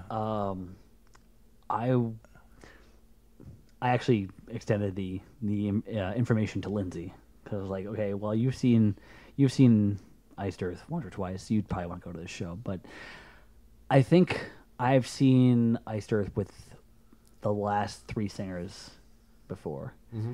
I'm always keen on seeing them again. And you know what's really funny is that we've seen Iced Earth with Stu Block's old band, Into Eternity. Oh, yeah. But we haven't seen Stu Block. I haven't seen Stu Block. Yeah, I was going to say cover front Iced Earth yet. Bitch, so. Please. I was going to say I've seen Iced Earth 4 times. I've seen him twice cover with Iced Earth. So because we saw them at BB King's with Ripper, we saw them at Best Buy Theater when they came back with Matt Barlow, and then I saw I think Best Buy Theater again with Stu Block, and then I saw them at the Paramount because they opened up for Volbeat. Yes, it was random too. It's just like, oh, by the way, Iced Earth. I was like, what? Best show ever. like Pat's like, hey, you want to go see Volbeat? Cool, okay. And then suddenly like Iced Earth was announced for the show. What? And it suddenly became that much better. So yeah, I've seen Stu Block twice, and he does a fantastic job. So awesome. Definitely want to see that show. Yeah, definitely. You should definitely. And it's their own headlining show, which with a brand new singer like that, with a change of a sound like that you haven't seen yet, you need to see it like that. You know? I do. So I do. Plus, I want to see some of the Matt Barlow stuff sung by Stu. Oh, he does it well. I'll tell you. Because the fact of the matter is that he sounds a lot like Matt Barlow. Oh yeah. He has the ability to sound like both of them. Yeah. And that's extremely ideal considering their future. Yeah. So. All right, next up, Cradle of Filth will make their long-awaited return to North America with a headlining tour this March and April, and support on the trek will come from Ginger. I think there's a Austin date. There's not a San Antonio date. They're another band that I would just like to say that I've seen. I don't really much care about them. Yeah, I never liked Danny Filth. There's just something looking at him I don't like. I don't know what it is. But it's like I don't like your face. There's something about your face. I'm not sure what it is. I wouldn't like your face if I could actually see it because you're so short. That's you. That's you something. But it's funny because like I know there's a song by Cradle of Filth that like Lindsay really likes, but she doesn't know what it is, and like she lost it. So Pete, I'm gonna need you. I will take a wild guess, and I will say it's amphetamine. Does it feature a female singer? Huh? Does it feature a female singer? Yeah, that's actually a good question. Does it feature a female singer? Possibly. Although a lot of them do. It's from at least 10 years ago. I could say that. Then yeah, I would venture to guess it's an amphetamine. Okay, yeah, that's one of the more popular. Because it's from like back in the days where people would make like custom fan videos of things. Like they would like. Oh yeah, then that's even the odds of it being that are even bigger now. Yeah, because she found a song, she can never remember the title of it, but she just loves it, and she hasn't been able to find it since. But then again, she hasn't really looked for it. So. But yeah, I'm gonna have to tell her to look for that song. I will say this, like for as much shit as we give Cradle of Filth, their cover of "Hallowed Be Thy Name." Still really, really good. Oh. I still enjoy that one. Have you ever heard a Grave Worms cover of Fear of the Dark? Oh yeah. Oh yeah. That's really good too. Yeah, like I got the album that was on when I started working at Tower, and this is before I really knew what black metal was, so I was really uncomfortable listening to it. Like I was physically uncomfortable listening to it. But I was like, this is actually really good. No, yeah. Black metal artists have a knack for like doing random cover songs that are like just really, really good. One of my favorite unexpected ones. There's this black metal band out of I want to say like Norway, and they're named Tyrefing, and they're old, and it's traditional kind of folk black metal, but they do a cover of Gary Moore's Over the Hills. Over the Hills. That's like totally out of character for them, but it sounds so fucking good. Like it's a beautiful rendition of it. Waytane, is it that's how you? Yeah. Or is Waytane? Waytane. Okay. Destroyer 666 and some pending special guests will unite for the Pandemoniac. Is that how you pronounce that? Pandemoniac. Yeah. Pandemoniac? Okay. Close. Wolf March Tour in February and March. The North American leg of that trek has been announced with dates available below. I did not write down the dates. Anyway. They will be out supporting their 6th studio album, Trident Wolf Eclipse, due out on January 5th on Century Media. That album title just sounds kind of like words thrown together. It's like the manatees from that South Park episode about Family Guy. Let's just throw some words together and it'll work out into a song, into a show's topic. It's kind of what their music sounds like, but in a good way. All right. Some one-offs here. Oh, this first one. Yep. Behemoth leader Adam Nergal-Darsky will be rejoined by his former bandmates Adam Ball Ravenlock Morasco on drums and Les. I'm not even going to try to pronounce it. Polish names aren't worth it. Yeah. I was going to say there have been more Z's in this sentence pronounced in the last crap. year. Wow. Anyway, but his former guitarist and bassist during the band's December 14th and December 15th Merry Christless concerts in Warsaw, Poland. That is the greatest tour or mini tour or whatever I've ever heard. It's almost like the Merry Mayhem tour that we went to with Ozzy Osbourne. No, because that was originally with the Santa Claus crucified above the crowd. That was but great. it was also originally called the Black Christmas Tour, and it was changed because of 9/11. Oh. This is Merry Christless. So that just sounds fucking badass. Yeah. Thank you, Behemoth. All right, Sodom will be rejoined by former guitarist Josef Grave Violator Dominique, who was in the band from 1984 to 1985, and Frank Blackfire Gozdik. More Z's for you, buddy. In 1986, he was in the band from 1986 to 1989, and Andy Briggs, the easiest name ever, from 1991 to 1995, during their 35th anniversary show on December 26th at Zeke in Bochum, Germany. They're a band I need to see live. They're good. That's it for touring news or music or concert news. A lot of shows. A lot of shows I won't see. Okay.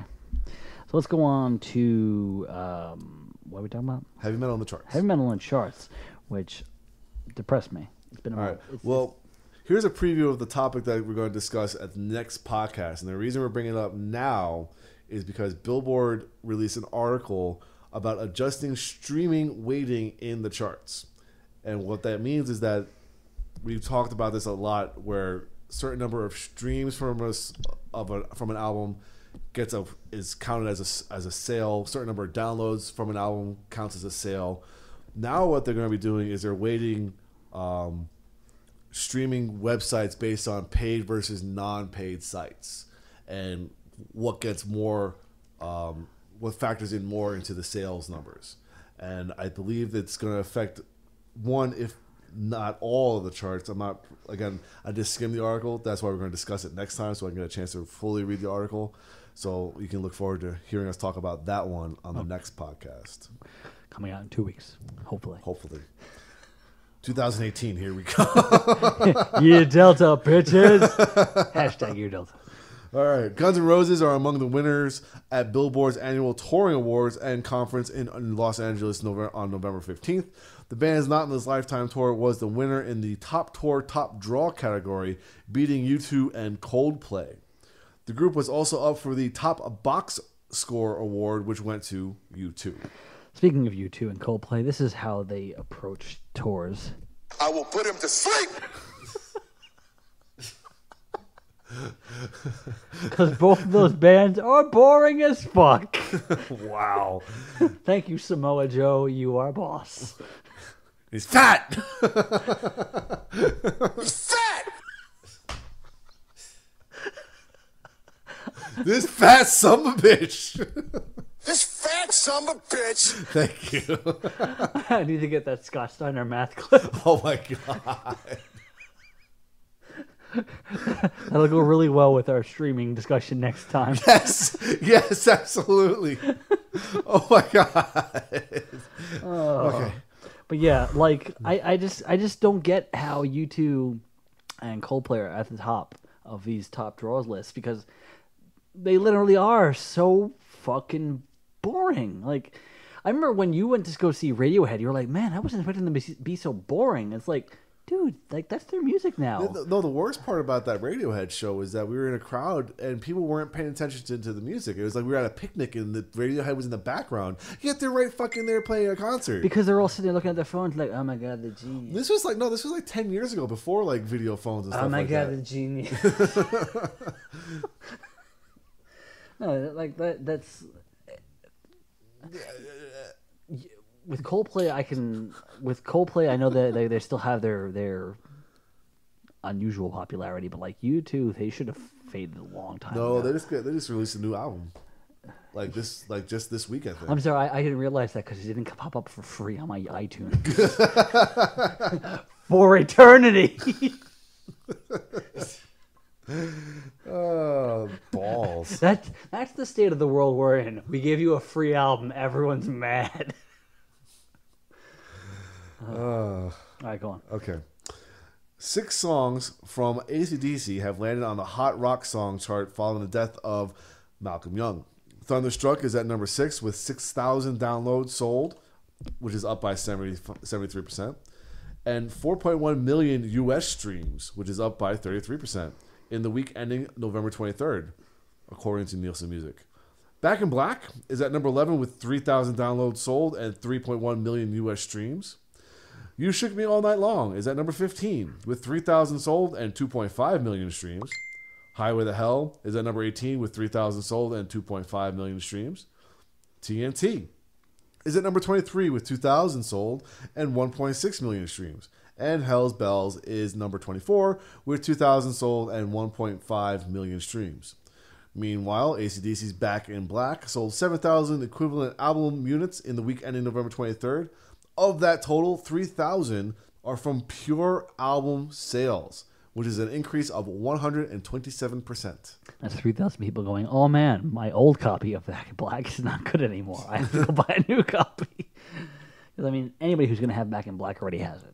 Yeah. So, no surprise there, honestly, because of the fact that, again, Malcolm Young died. I'm just surprised that they didn't list more random tracks. I would have figured that a lot more songs of theirs would appear. Yeah. Just from my experience with an AC/DC Spotify list, a lot of other particular tracks show up a little bit more often. I'm pretty sure Dirty Deeds, Whole Lot of Rosie. Yep. Even Big Balls? Not Big Balls. Not Big Balls appears. But also live versions of these appear a little more often. So, for those about to rock in particular, I'm surprised a lot of those didn't end up on the list. But I guess they're probably like just below the surface. Yeah. So, but yeah, no surprise considering his death. I think Thunderstruck is the higher of all. Thunderstruck is number 6. So where I would have assumed Back in Black to be, or something from Back in Black. So, but okay, cool. All right, so Billboard Top 200? Yes, no. Iron Maiden, The Book of Souls, the live chapter, debuts at number 49.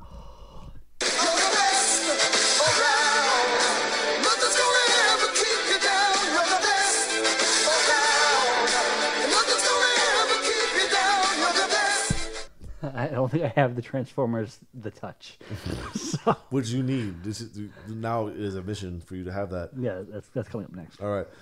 Greta Van Fleet, their album From the Fires is at number 78 from number 36. I have no idea who these people are. Because we just mentioned them a lot on the lists. And the only reason I know that they are a hard rock band, besides the whole listing on the festivals thing, is that they are on the hard rock charts as well. Pete, you got anything? No? Okay.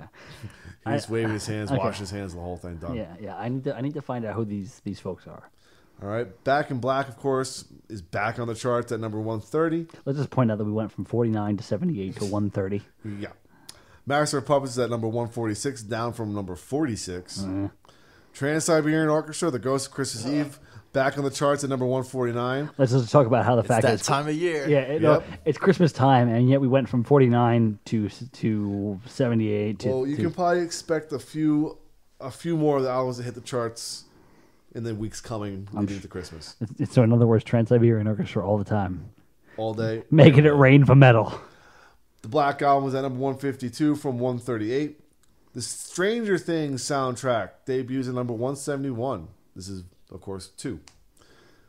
Evanescence Synthesis is at number 177, down from number 8. Fuck, this is like a slap in the nuts. Like, present and bam. Foo Fighters Concrete and Gold is at 194, down from 189. That's okay. All right. Wow. Right? Just slapping the dick. All right, here we go. Number 25 on the hard rock charts is Bon Jovi's Slippery When Wet. Number 24 is the album 5 by Hollywood Undead. 23 is Metallica's Ride the Lightning. 22, The Wrong Side of Heaven and the Righteous Side of Hell, Volume 1, Five Finger Death Punch. Oh, wait, he's winding up. He's winding up. I'm just hoping that, as we go into 2018, that all you motherfuckers make a resolution to listen to something else. Well, at least we can say for reconciliation here for Pete is that on the top 200, both Disturbed and Five Finger Death Punch have been removed from the top 200. They should be on no chart. All right. Number 21 is Led Zeppelin 4. Number 20 is a band called Pinehas. What? Or Finehas. What? Their album is called Dark Flag. What? Yeah. Number 19 is Cavalera Conspiracy with their album Psychosis. Number 18 is Linkin Park Meteora. Number 17 is Nickelback, All the Right Reasons. Oh, yeah. Oh, yeah. Number 16 is Foo Fighters, Greatest Hits. Number 15, Electric Wizard, Bloody Wizard. That's an album I need to hear. Wow. Yeah, I want to hear that. No, because I know from the last album, I think that came out roughly after we started doing this, and they were good. Yeah, that's a really good album. I'm actually really happy that it's up there. Woot! All right. Well, unfortunately, Pete, the next one at number 14 is Disturbed Immortalized. Number 13 is The End, Birmingham 4, February 2017 by Black Sabbath. I really want to see that. I'm sure it's bad on Ozzy's end, but I really want to see it. But it's an album, so they can go back and post. Yeah, but even so, let's post. But even if they're going to go back and do it, they're going to make it good. But I want to see it. All right. Number 12 is Foo Fighters' Concrete and Gold. Number 11 is Greatest Hits by Guns N' Roses. Number 10, Led Zeppelin, Mothership. Number 9, Linkin Park, Hybrid Theory. Number 8, The Black Album. Number 7, The Ghost of Christmas Eve, Trans-Siberian Orchestra. Number 6, Master of Puppets. Number 5, Skillet, Unleashed. Number 4 is Back in Black. Number 3, Greatest Hits 1, 2, and 3 from Queen. Get that shit back to number 1, please. Number 2, well, you're going to be happy with number 1, don't you worry. Number 2 is Greta Van Fleet from The Fires. And number 1, Iron Maiden, The Book of Souls, the live chapter. What? Oh no! All of this jism! There it is. Oh, man, it's a shame you have carpets in this apartment. Oh, my God. Oh no! All of this jism! That's kind of awesome. I wasn't expecting that. It's kind of a shame because I haven't been able to keep up with the last few Iron Maiden live albums. In Vivo, the only reason I know I've heard it is because I borrowed it from the library. Made in England, I bought the DVD, and now there's this, and it's like I haven't bought it. I want to hear. I know like half of it, more than half of it, is the new album. But And we saw the show. yeah, we saw the show, so I'm like, I've seen this before. I don't need to see it again. But I really need to kind of catch up and keep up with Iron Maiden stuff. Like I at this point, I'm better at keeping up with Queen stuff than I am Iron Maiden, and that's because it's your birthday. Well, yeah, because they're like those are your birthday gifts, like every year. New Queen album, October 1st. Oh shit, making it rain. All right, so let's go on. Oh, there's an I saw a show. Yeah, I saw a show. Finally. I am that fool. Yes. All right, I'm gonna settle in and go take a nap now. Well, I saw Astronoid Animals as Leaders and Periphery. The the day before I left for New York for Thanksgiving. And number one, I have to. That's not true. The day before you left for Thanksgiving was Survivor Series. Right, I'm sorry. Pete, tell me about that. It was awesome. Braun Strowman. I saw them the Friday before I left. I left on a Monday. I forgot. That is correct. All right. Anyway, the first thing I have to say is that I saw them at the Alamo City Music Hall, and I was going into this very, because we've all been to the Alamo City Music Hall. We all know how it could sound really shitty. Yeah, we've mentioned that like so many times. Yeah. I think maybe 1 of 10 total times we've gone there, we have said that it's been like at best. And that was the Udo show. That was the Udo show, and that was mostly during Jessica Kill's set. The fact of the matter is that at this show, the sound was incredible. Like, there was nothing wrong with this sound at this show. Asteroid opened up, and I've been jockeying Asteroid since June of 2016. Their album Air came out then, and I've just been all about it ever since then. Pretty sure we have it on the top 3 video. It is my number 1 for that month. Yes. And they played, I would say, 3/4 of the album live, and I did not know that they were a 3-guitar band, and they sound exactly like the record live, and it's amazing.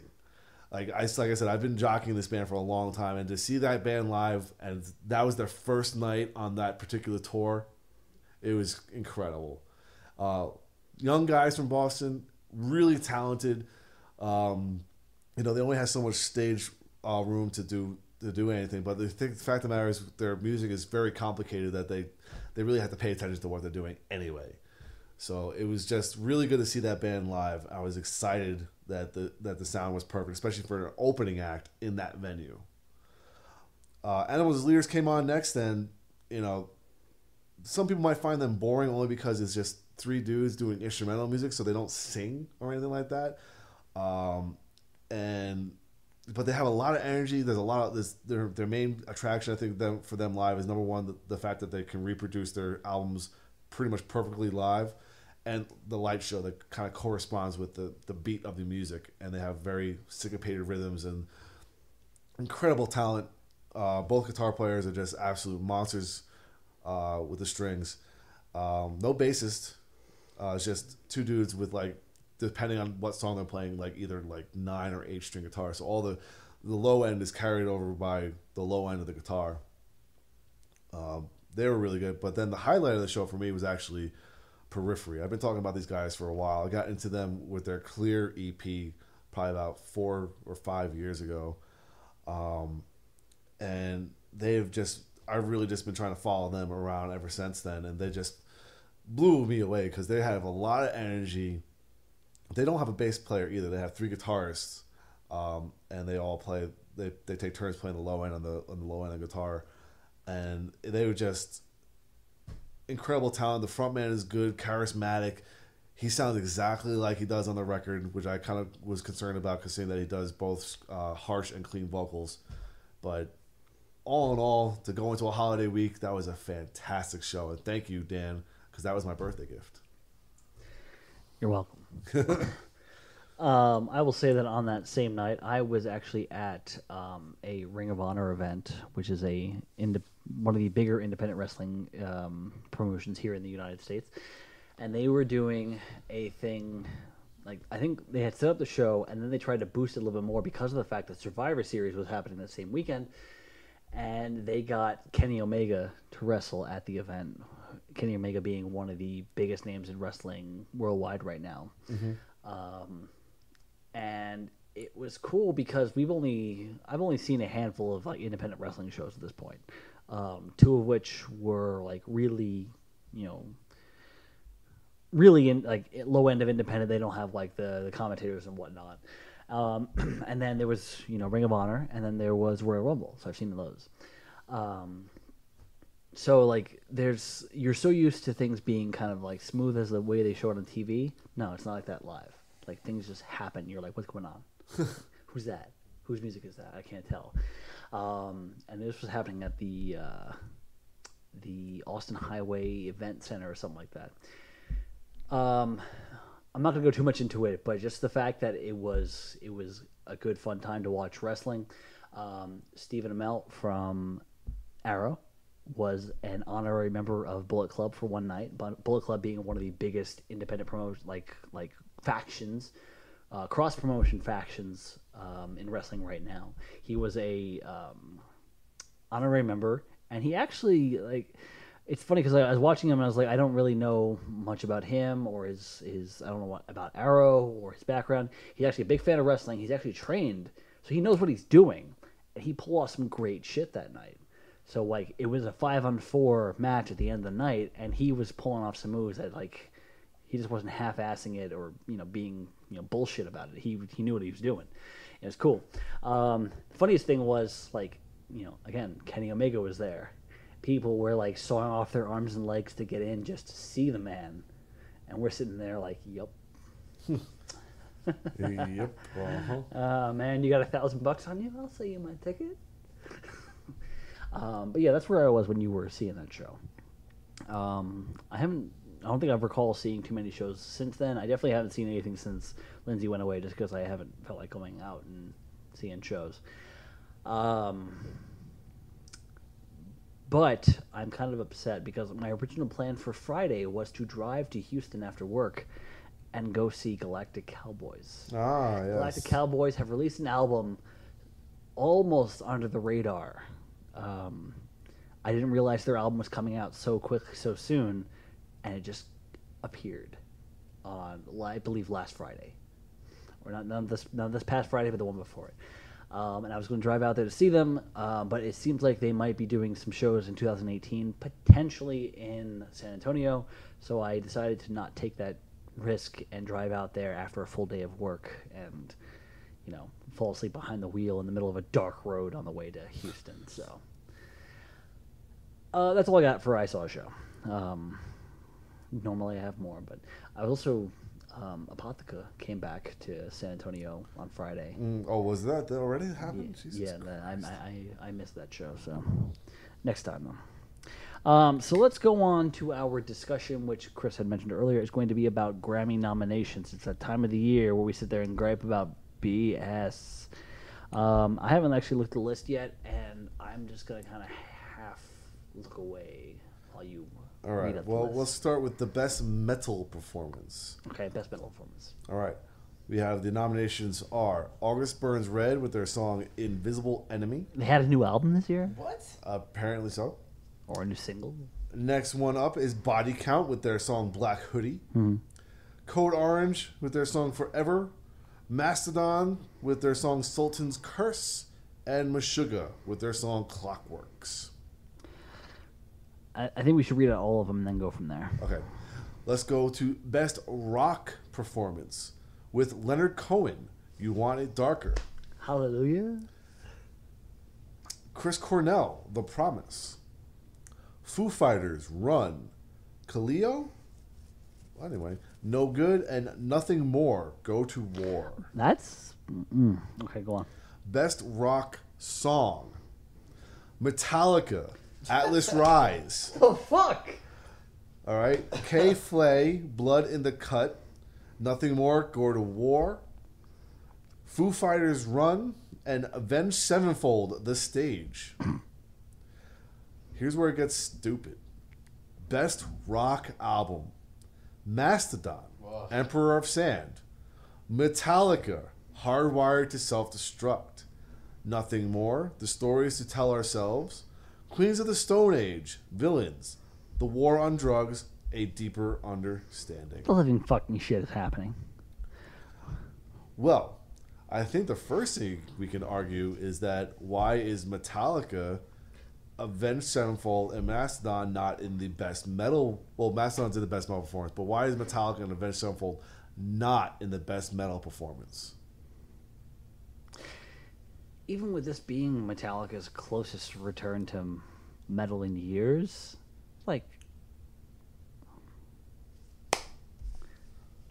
it's not a rock album. They've not been a rock band. They've been the lightest of heavy metal for the last decade and 2 decades, 2.5 decades.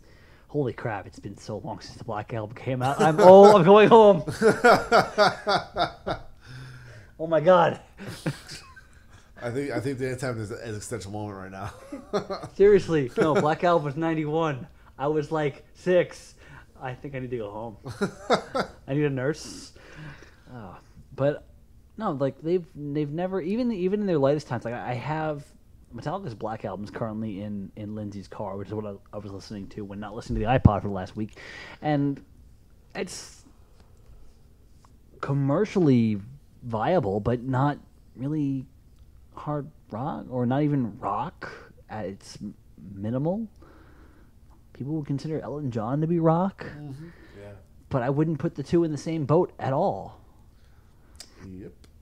I don't understand why Hardwired in particular, because again, Hardwire is them kind of a little more sticking to their quote unquote roots. Yeah, it's definitely a return to form. So it's, I don't know, it doesn't feel right.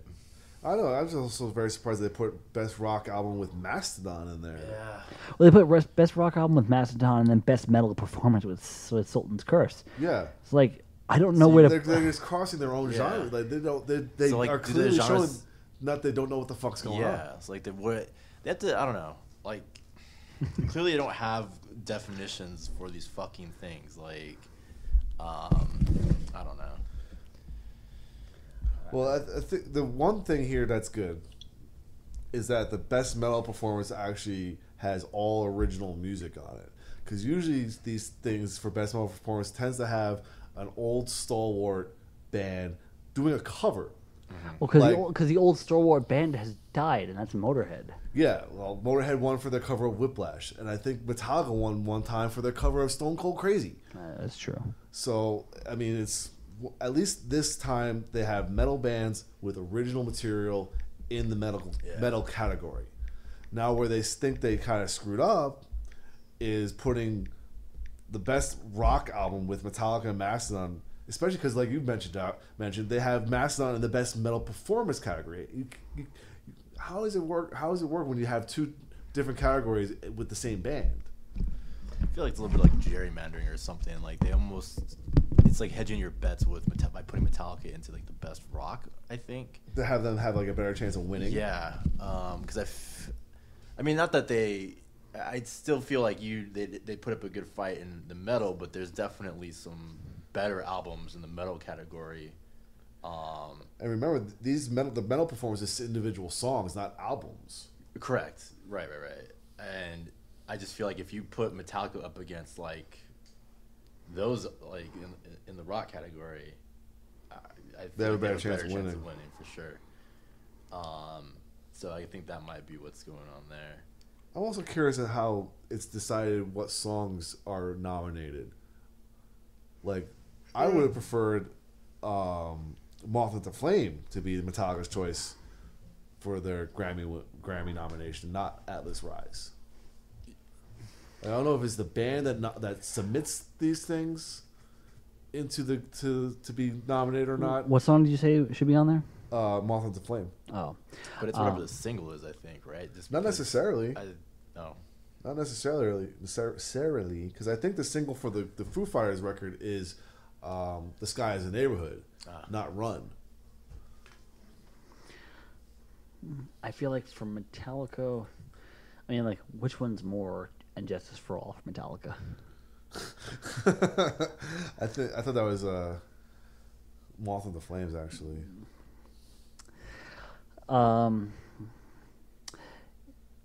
What I find most interesting here is like the best metal performance. It's like I really can't tell who's going to win. I feel like this might be Mastodon's year, but I kind of think Code Orange might take it. I think because the Code Orange has been getting a lot of coverage as of late. I like Meshuggah. I don't think they're gonna pull it off here. No. August Burns Red. I don't think has enough credibility to sway the randoms or the Grammys. Right. But I feel like Code Orange or Mastodon being just here, there, and everywhere, including in the rock charts, in the rock list, then people might just be like, oh, no. He said Body Count's in that too. Body Count's in there too, but I never see them catching a Grammy. Like, just imagine the acceptance speech. Just I'm just imagine saying, Ice-T getting up there. It would be fucking magical, but I'd never imagine Body Count getting it. I would like Ice-T to get some sort of credibility for the things he's done. I mean, that was a really good song too, so Yeah. it would be well worth it for them to win. Yeah, but I really see Code Orange pulling it off. With Mastodon being a close second. Yeah. And not a surprise if they won it out. I think the Grammy stuff is where like we should definitely do like a predictions thing for the Shred Shack as far as Grammys go when it comes down to it. So that would become a thing in the future. Year Delta, hashtag.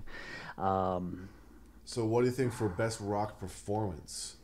Now these, I believe, are just individual songs. So in the rock performance category, we have Leonard Cohen, Chris Cornell, Foo Fighters, and two bands we don't know anything about.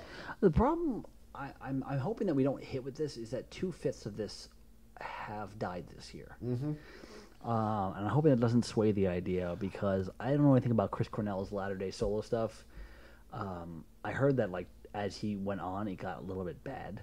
And Leonard Cohen, like The thing is, I would not have considered him a rock performer. no, not at all. Like, I would have considered him more on the folky side or like, singer-songwriter type thing. Yeah. Like, not a rock performer. All signs point to Foo Fighters, but I'm surprised that Nothing More finds themselves on here 3 times. Who is Nothing More? That's the thing. I have no idea. I've heard the name before, but I am not familiar with their music. But they're on here 3 times. Yeah. So they must be making waves in ways that we are not getting hit by. So you're thinking for best rock performance is Foo Fighters? Well, again, it seems like an obvious, but again, I'm not familiar with the other stuff. I'm hoping like that the Grammys just don't go for the. I mean, they have two out of the 5 to sit there and consider the quote unquote sympathy vote as being they died. Then again, they didn't put Linkin Park in there. That is true. Unless that album came out. Was that album No, out before last? that album came out before he passed away. Like right before? Like It was within like 2 months. Right. But it was. I'm just thinking about the timing of the actual of last year's Grammys, of this year's Grammys, actually 2017. I think it was after. Okay. Yeah, because Grammys are like what, February? I don't remember. Yeah, I think the album came out spring, and he passed away in spring, late spring, very late spring. The thing is, also, Hardwired to Self-Destruct came out in 2016, November. The late, right? December? I don't know. But it was November because we had Tamala too. That is true. I don't know when they do the time frame for this crap. But regardless, I'm just surprised that we were talking about the sympathy thing that Linkin Park is not mentioned here. That is true. In any of these categories, metal or rock. So maybe they might be, because their album was more of a pop sounding, maybe they're in the pop category with their album now. Maybe. That is a consideration. But even so, like, that hasn't stopped them from putting them into the quote-unquote wrong category before. True. So I feel like even if they went a little more in the pop direction, they would still be put among at least rock. That's also true considering that I think it was 2 years ago we had that debate about Beyonce being in the rock category because she did a song, rock song, quote unquote. With Jack White. Yeah. Best rock song, we were talking about before about Metallica and Atlas Rise. Not necessarily even my favorite song from the album at all. Halo of Fire is my favorite song from that album. But I could definitely see it not being Grammy material. I feel like Atlas Rise might be the most commercially viable because it considers it seems like Metallica in their prime. That's the one that sounds most like Injustice for All. Am I right? Well, I thought it was Moth of the Flames. So it's just me. Either way, they both sound like they're trying to be Injustice for All again. Whichever one you pick is your own deal. But again, that's not a rock song; it's a metal song. It's why isn't Testament on here? Why isn't Overkill on here? The day comes that Testament wins a fucking Grammy the day after you know they're going to retire. Well, yeah. I'm gonna be so mad. Yeah. But like, I don't know who K-Flay is. Nope. Who's K-Flay? I got nothing. And again, Nothing More. I don't know enough about Nothing More, so I can't really say much here. I've heard they're good, but I don't know. Foo Fighters, you said before about the single. And then Avenged Sevenfold, the stage. The new Avenged Sevenfold album, unfortunately, really isn't good. It kind of blows. Yeah. In all honesty. Like not even, like, taking the whole bad marketing decision out of the equation, the album is itself, boring. it's just boring. It's really boring. Yeah, it's not good, especially considering the fact that they started off as this high energy, really, like, we're gonna kick the scene in the dick hard, and then it just kind of went into like we're gonna phone this bitch in so hard, like, And then they turned into more of a tribute band than anything else because the way they sound like, we always joke around. They sound like Metallica circa 1991. They sound like Use Your Illusion version of Guns N' Roses. Like, they just sound too much like these bands. And like you said, it sounds like they're just phoning it in like a tribute band. my favorite thing is when I wrote a review on what was it, Hail of the King. I had said that they have never been a like unique or distinct band, and somebody responded by saying, "What? When has that happened?" I was like, "I don't know. Listen to the entire catalog and decide for yourself. If you say otherwise, you're full of shit." Because for the most part, they have been very derivative, and the stage just happens to be the most boring part of their derivative nature. I don't feel like if they win the Grammy this year, I will be fucking furious. I will flip all the tables. So will Hetfield. Yeah. Because he is the table. I will flip all the fucking Hetfields around here. Because I'm okay. If Avenged Sevenfold had won the Grammy years ago, I would have been okay with that. If they win it for the stage, I will be mad because there was no justice. Yeah. There is no justice as far as the commercialized view of heavy metal. Well, now let's talk about the best rock album. The best rock album We got has, Mastodon. which is a metal album. Yes. Metallica. A metal album. Yes. Nothing More. I don't know. Queens of the Stone Age. That's a rock album. As the most rock album. And The War on Drugs. I don't even know if the War on Drugs are. Yeah. So I'm calling, like, I'm not going to call it. You know what? I might as well. I actually like Queens of the Stone Age for this one. I think if they are like internally consistent, Queens of the Stone Age is gonna win that category. But I still think that the reason that Metallica is in there is to increase the odds. So I can see them winning that. I wonder if these bands, when they win these Grammys and they sit there and they don't agree with the categories, how they feel about the win. It's like, do they kind of feel like kind of cheated? Especially like a Metallica being a metal band to win for the rock category, would they be like, man, that kind of blows? No, because Metallica's won for the rock category years ago. They've already done it. Oh. Well, was that a year where they didn't have a medical category? I don't think so, because they only didn't have metal for 2 years. Huh. If I'm not mistaken. No, because they won the rock category for Fuel or for Reload or something like that. They won in the mid-'90s. The issue there is that, like if Metallica wins, they're going to win. They're going to take it gracefully because that's Metallica. Any of the other bands who win, like if Mastodon wins for best rock album, but not for best metal performance or something like that, it's like, I'm sorry, I guess we should go in and revamp our shit. Like, at least they have the option to not show up, and be like. Plus, these aren't going to be televised anyway.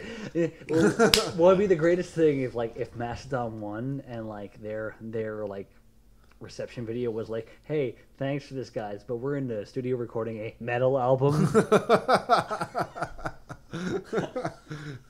That would be fucking great. Yeah. In looking at the list, you should immediately take out Mastodon and Metallica, and my Queen of the Stone Age is the best known. I don't know the other two. I don't want to sit here and discredit them. And here I am thinking, in the best rock performance and best rock song category, you have Foo Fighters, but not in the best rock album category? well, that song's good, but the rest of the album sucks Like, shit. what the shit? Like, how does this work? Yeah, and there's a lot of really just random ass dumb shit with these categories. I don't understand the difference between performance and song here, honestly. Also true. Also true. Yeah. That's what that was throwing me off earlier. I was like, Especially when one song is nominated for both of them. Like Foo Yeah. Fighters' Run is in there for both of them, and so is Nothing More. Yeah. so was there like a particular performance? I feel like we ran into the situation last year when we were discussing this. I don't know. I don't- It's really fucking weird. They're like, it just sounds like they're making up bullshit at this point, and they really need to kind of like hone that in. They really, Like- yeah. Like I'd be more okay with the bands I like losing in these events if they had a little bit more refinement to their I think they stuff. should. I mean, they should have it just like they have for best metal. For best rock performance, they have. They should have best rock song and best rock album, and then they should also have best metal performance or best metal song and best metal album. Yeah. Or just whatever they do for pop, they should just copy for metal. They don't have They- to televise it. I mean, they don't want to. I think they still do that though, but it's still just equally as stupid and unintelligible. It like you said, it should be best rock song, best rock album, best metal song, best metal album. That's it. Yeah. Like what's a great song, but not necessarily the best album. You know? Well, we've had that conversation where it's what is it? Best song on a shitty album. Yeah. Kind of thing? You could say it's the best song of the year, but it's not on a great album. But this album, from start to finish, is fucking great. So, like, they're still working on it, and we're always glad to see bands we like that don't get enough recognition getting recognized. I believe last year was Ghost. Yep. So we're always glad to see them bands like that getting recognized. But the things that are recognizing them, we're like, the fuck? Just don't look at our music. Don't search our music. Just go away. Shoo. But I think we're definitely going to do a thing where we make some bets about who's going to win what. Kind of limited circumstances because there's only 4 categories. But I feel like there could be a title belt in the future. I won the cross promotional one when I went on to the Painted Black podcast. You know, and, some dude, I looked at that title on you. I was like, man, that is $300 worth of belt on you. oh, it was beautiful. Yeah, those that's a recreation of one from years ago. But like, those real deal replicas are literally. Shit. What the fuck you? I was trying to look at the other Grammy nominations for like the show as a whole. But those real deal replicas are literally like $300 to $400. Well, good on him for getting that. Yeah. Good Well, on him. But that was cool to be on the show and win that one. man, fuck you. Okay. It was. Hey, I won it on Ace of Spades, man. You better have been like pushing the Shred Shack hard. I was. You better have. I been. was. The unfortunate thing is, of course, we recorded the podcast the same day as they were recording they were doing the live show. The live show. The Shred Shack live show. Oh, We did the podcast on Wednesday night. gotcha. So I did the podcast this time. Instead of recording with them. Yeah, instead of recording with Pat and But Reese. yeah, of course. I would, in a marketing sense, I would say, dude, totally go do the other podcast. Yeah. So don't be a stooge. But anything else to contribute to our conversation about the Grammys? No. Okay. Well, Although I am looking forward to one thing, and I'm just looking forward to seeing what their performances are this year. Because last year we had the Metallica Lady Gaga debacle / awesomeness. yeah, that's why Moth and the Flame didn't appear on the list this year. Yeah. So I mean, but last year they seemed to be. I think that their theme seems to be the mixing of things or something like that. With Lady Gaga and Metallica performing together, and the Grammy performances are always interesting to see. So I want to see if they do anything in the rock realm, even remotely like that. Guns N' Roses and Elton John 20 years on. That wouldn't be bad, actually. No. Instead, doing a Elton John song. Yeah, that would be. That's that would right. be. That's right. Yeah. Amarina? What? How about they just open the show with "Funeral for a Friend," "Love Lies Bleeding."